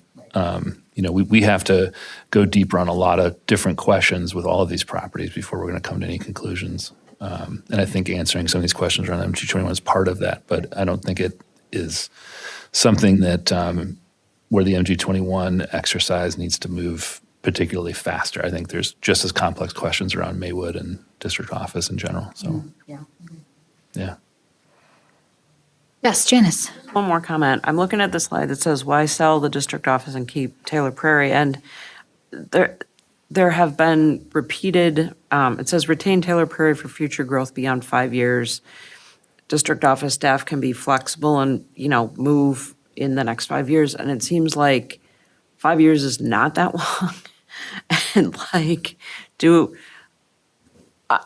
so as a part of the figuring out what we're going to do, I would hate for us to move the entire district office to Taylor Prairie and then in 5 years be like, oh, now it's a school again. We're going to move somewhere else. Because a whole lot of money went into this building and updates for all of that. And I just don't want us to unnecessarily spend money on, do you know what I mean? Yeah. Does that make sense? Okay. Yeah, makes a lot of sense. Yeah, we got to be sure. I agree. Yeah. Anything else? Oh, yes. My question is just how long would you have it considered to be moved to be a viable option? How many years would you project that it would be worth it to move? That's a great question.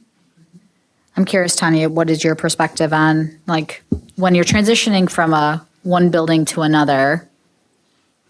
How long do you want to be there before you can say that was a good move? Yeah, I think we're in a situation right now where it's probably twofold. It's, do we need to be doing some things in the interim to recalibrate, buckle down for a while, try to get some things in a better, and 5 years from now, the plan is that things are in a better fiscal shape to make some of those decisions about what does that look like. Now, Kristen, you want to add to that? Yeah, I mean, I think just, to even start the conversation, it's, we wouldn't be doing our job unless we brought forth the information. And so we started with the capacity study to say, we have these 2 buildings that are operating significantly under capacity. That is inefficient, and we could save funds. And not best for kids and staff. Right, and there's a lot of things with that, as the 4K2, less transition. I mean, there's a whole lot of good in that, and Tanya and I are approaching this as, it's our job to kind of right the ship from our financial position we were in and provide options for doing that. We don't ultimately make the decision, so we're asking for guidance on it. This isn't like we want our way. This is the information we have. We have a whole lot of costs. So great that our fund balance is back to where it is, but the $35 million is real, and Maywood is imminent. And so there is a timing perspective that, we're making decisions pretty fast, but from my perspective, from a financial, we need to. We don't have time to, think long, and I know there's a lot of feelings associated with it. We just have to put our priorities where the resources are, and if the board is supportive of keeping things as is, that's okay. But there are consequences to the decisions. How are we going to pay for the things? We don't have the money to pay for it all. We can't do it. I'd love to be able to say, yep, we can figure out a different way. These dollars are too big to say we can just make no changes. Change is hard. I get it. We are just giving you options of what we see, the information that we have, and are asking your input. If we don't do this, I think Tanya said it, then what do we do? And we need that answer soon. And, we're willing to provide as much information as you need, spend as many hours as you need, but time is also a resource. And the more time we spend on something that's not actually going to happen, that's a waste of money for the district as well. So this is really, coming from a place of, we need to get in a better place financially. We have these opportunities. What are your thoughts? But let us know if it's not something that you want to do. This isn't us saying, we need to do this. It's us saying, this is an opportunity. Yeah, I think that's fair. I think there are a couple of things. I think, Elsa, to answer your question, part of what we're looking at are, and it gets really hard, right? Like, what are we looking at kid-wise, like in a 5-year period, and ideally out from there. The nice thing is that you tend to get a lot of lead time, right, as enrollment changes, right? Unless you have influx of, property and everybody's moving in and they all happen to have elementary age kids, right? You tend to have lead time. So I would say you don't want to be moving kids back and forth every year or every 2 years. 5 years, though, especially for like a middle school, high school, gives a time for a cohort to have a full experience there or close to a full experience while you're working on phasing in some potential pieces. So I think it's a fair question. And part of that, I know you weren't on the board last year, but part of the reason, so we were supposed to move to 4K2 schools in Cottage Grove this year, and we didn't for exactly the reason that you're asking, which is, well, we didn't want to move kids, then come back and be in this conversation and say, hey, we actually have 2 buildings that are half full. What do you want to do? And then you're transitioning kids again. And so the goal is to make, without having a crystal ball in front of you, right, to make the best decisions you can for the amount of time that feels reasonable to project, if that helps. I also want to say that I appreciate the work that you have been doing, Kristen, and you have been doing, Tanya, around this. I think something that is relatively new to the board, since you all came on and your leadership roles and kind of as the makeup of our board has changed, is this idea of walking through and talking through ideas in like these very kind of specific time step things, right? So you're not doing these things like on your own and then coming to us with a fully baked idea, right? Or a partially baked idea. I feel like you both in the last, and in your time with us have been very clear about, hey, we want to bring these things to you early and often so that you can ask questions. And I think to your point, Kristen, so you can get a pulse check on like, where are we at, right? And I want us to be cautious just a little bit about the language you're using about whether or not it is like going to happen as much as does the board see a possible pathway for this being a solution, which is different than us voting on it's going to happen. And so for me, do I see a pathway in which MG21 thrives at Taylor Prairie? Yeah, I mean, that is entirely possible.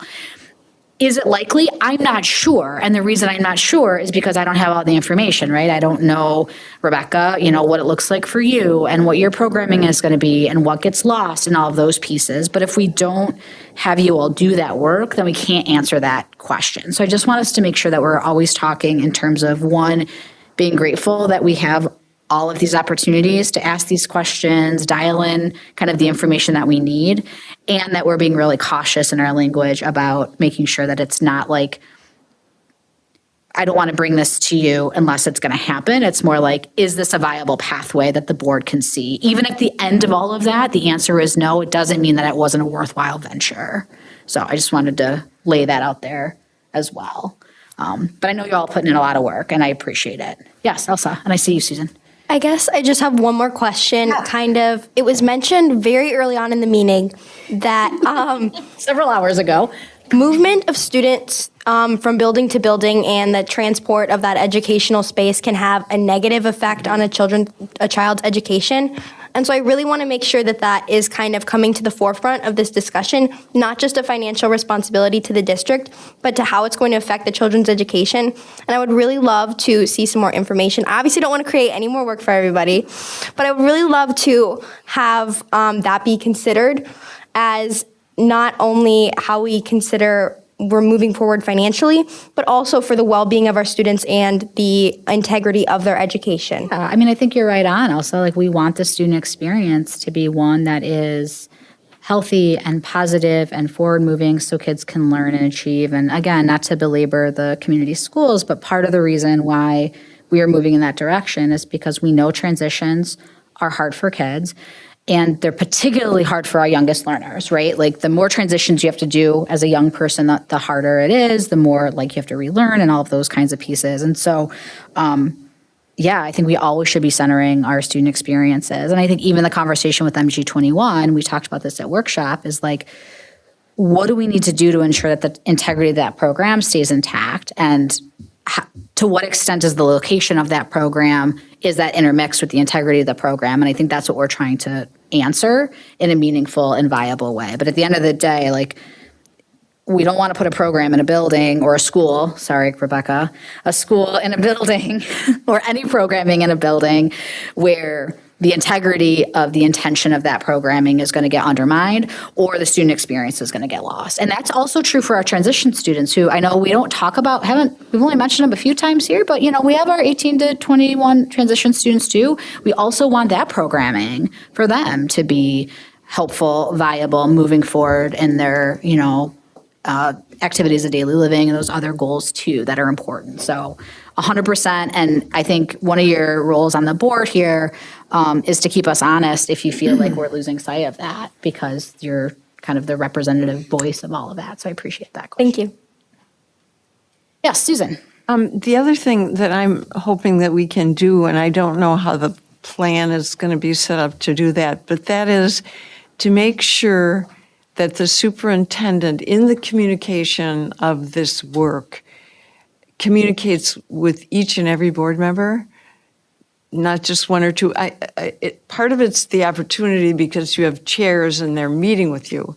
But until you contacted, we touched base on Monday, I had had no discussion on any of these, the information. But it was my understanding that other board members had had that opportunity with the superintendent. So I think going forward, because it's so critical that we stay together, one, on the information that we know and we have available. And like I sent a load of questions, Tanya answered all of them, and she sent them to all of you so you could see all of the questions and answered. I think we have to make sure that we're very diligent about when we take a message out, and if we take it to individual board members, we take it to all the board members individually or as a group, whatever works. You've been very good about making sure we're in a group having those discussions. But in this particular situation, I think it moved a little differently. Anything else? All right, so this will come back for action in December. If there's anything anyone needs to know ahead of that meeting, please let Tanya or Kristen know so that they can be prepared for that information. Thanks for hanging, friends. This is when we lose the rest of our audience. They've been slowly trickling out every agenda item. Good night, everybody. You don't want to stay? We're going to move on to informational items. It's been a long meeting. This is one of the longest meetings we've had in a long time. So as a reminder, obviously, if you have important policy committee update or important committee updates, please share them. But want to be mindful of the time that we already have spent together, as much as I appreciate you all. First up is notice of elections. Are you taking this one, or is Tish? It's our secretary. Janice. I'm the clerk. Clerk, rather. Yeah. Sorry, clerk. Oh, okay, cool. I didn't know I was doing this, but,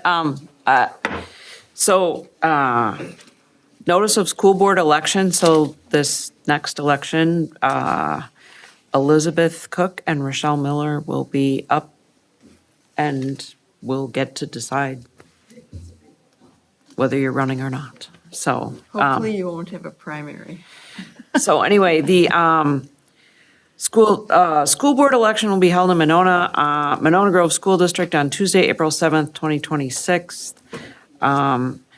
And notice is further given that an elector desiring to be a candidate for a position on the Monona Grove School Board must file a campaign registration statement, a declaration of candidacy, and a nomination papers no later than 5 p.m. on Tuesday, January 6th, 2026, with the school district clerk at the Monona Grove School District Office, 5301 Monona Drive, Monona, Wisconsin. The first day to circulate nomination papers is December 1st, 2025. All materials are available at the school district office through the office of the superintendent or by contacting Tish Maharsik. Did I say that right? Good enough. Okay, and then at her email. If a primary election is necessary, the primary election will be held on Tuesday, February 17th, 2026. Description of the school district boundaries can be obtained from the school district office. Yeah. Great. Thank you, Janice. You're welcome. What a great notice. Fabulous. I read it just as presented for me. You so did that's, a great job. Thank you for that. And all the dates are posted on the district website as well, correct? Great. Yeah, not till December 1st. And the notice of election will be in the newspaper before the 25th. Great. Thank you, Tish. All right, any additional updates from Policy and Legislative Engagement Committee? Just that we're working through Neola policies, and since we meet every month, it means less of a slog. So more updates next time. One thing I am keeping an eye on legislatively, just so everyone is aware, is the numeracy bill that is circulating its way, which mirrors the science of reading bill in a number of ways. DPI has come out saying they're opposed to it. I can't fully understand why. No, I know, but just so you're aware, I'm keeping an eye on that one. TLE. Well, we got a lot of what we talked about tonight here. So, yeah, next meeting is on Tuesday, a week from today at 4. F&O? I have nothing pertinent to report tonight. Personnel, we talked about the job descriptions that we approved earlier today, and that was the extent of that. Susan, MGEF. That's why it's been a long day, because we had the Monona Grove Education Foundation meeting. Foundation met today at 4 p.m.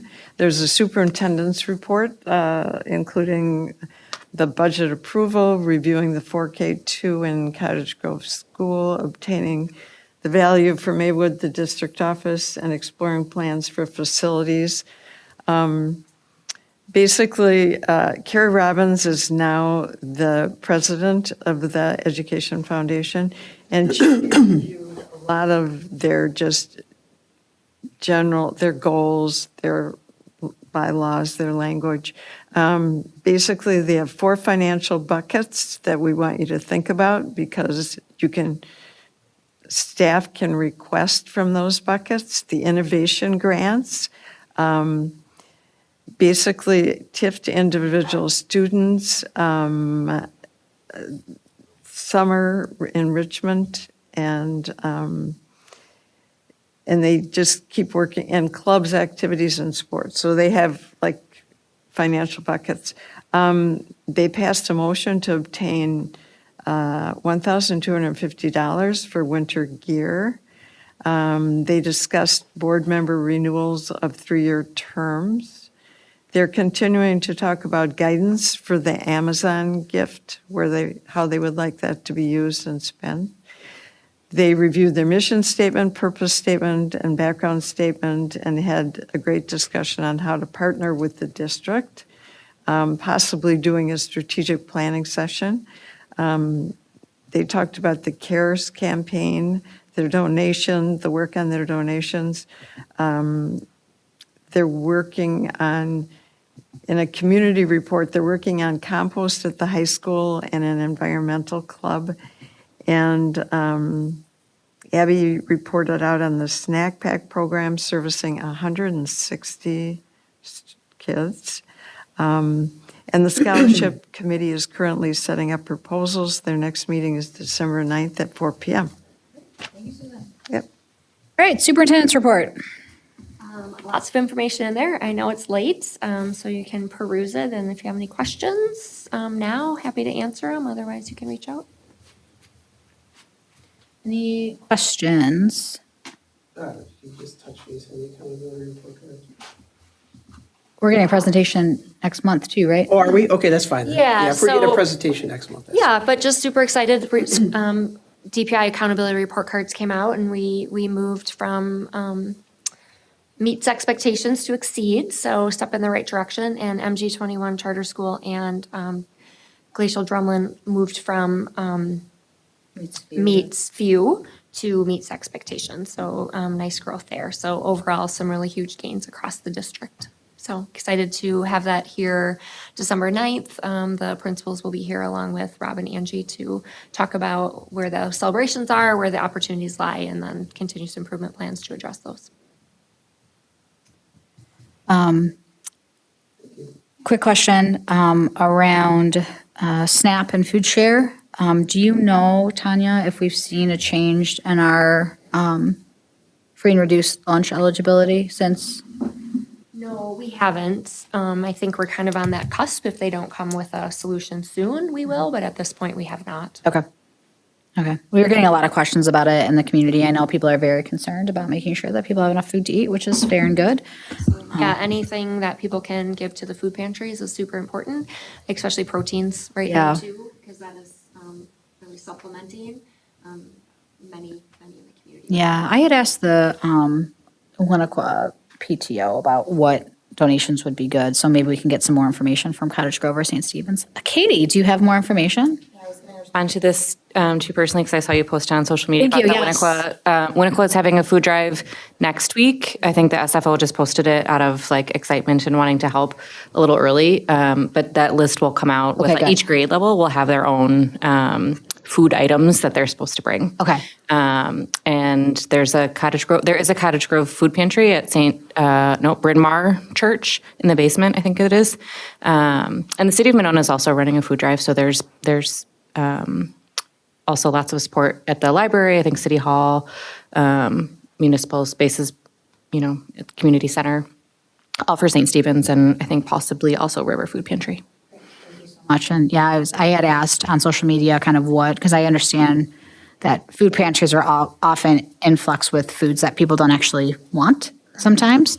And so what does it look like to make sure that we're donating foods that are not only nutritiously dense, but also of value to the communities that need food? Yeah, Janice. And also, if people might have extra pet food, those families also might need dog food or cat food, so. Diapers, feminine hygiene products. Yeah. I mean, there's many things that that are stocked, so. Usually if you go on their websites, they'll have a list of their high need items. Great, thank you, Katie. Anything else for superintendent? Okay, future meeting dates. They are in there. As a reminder, we are in Cottage Grove for our December meeting, but Tish will reach out to you, news Tish, to try to get a meeting on the books in the next couple of weeks here to re-engage in the superintendent's evaluation discussion. If you can remember that from 4.5 hours ago, we agreed that we were going to have another meeting, so Tish will get in touch with you all about scheduling that. Adjourn me. Move we adjourn. Second it. Great. All those in favor? Aye. All right. Meeting's adjourned at 10:52. Well, is that your longest? Yeah, definitely. You're gonna be pooped. Good job, Elsa. Oh, You did it. You did it. Just being able to sit through that is an You also accomplishment. just asked some good questions too, which is Right? I appreciate you guys answering them.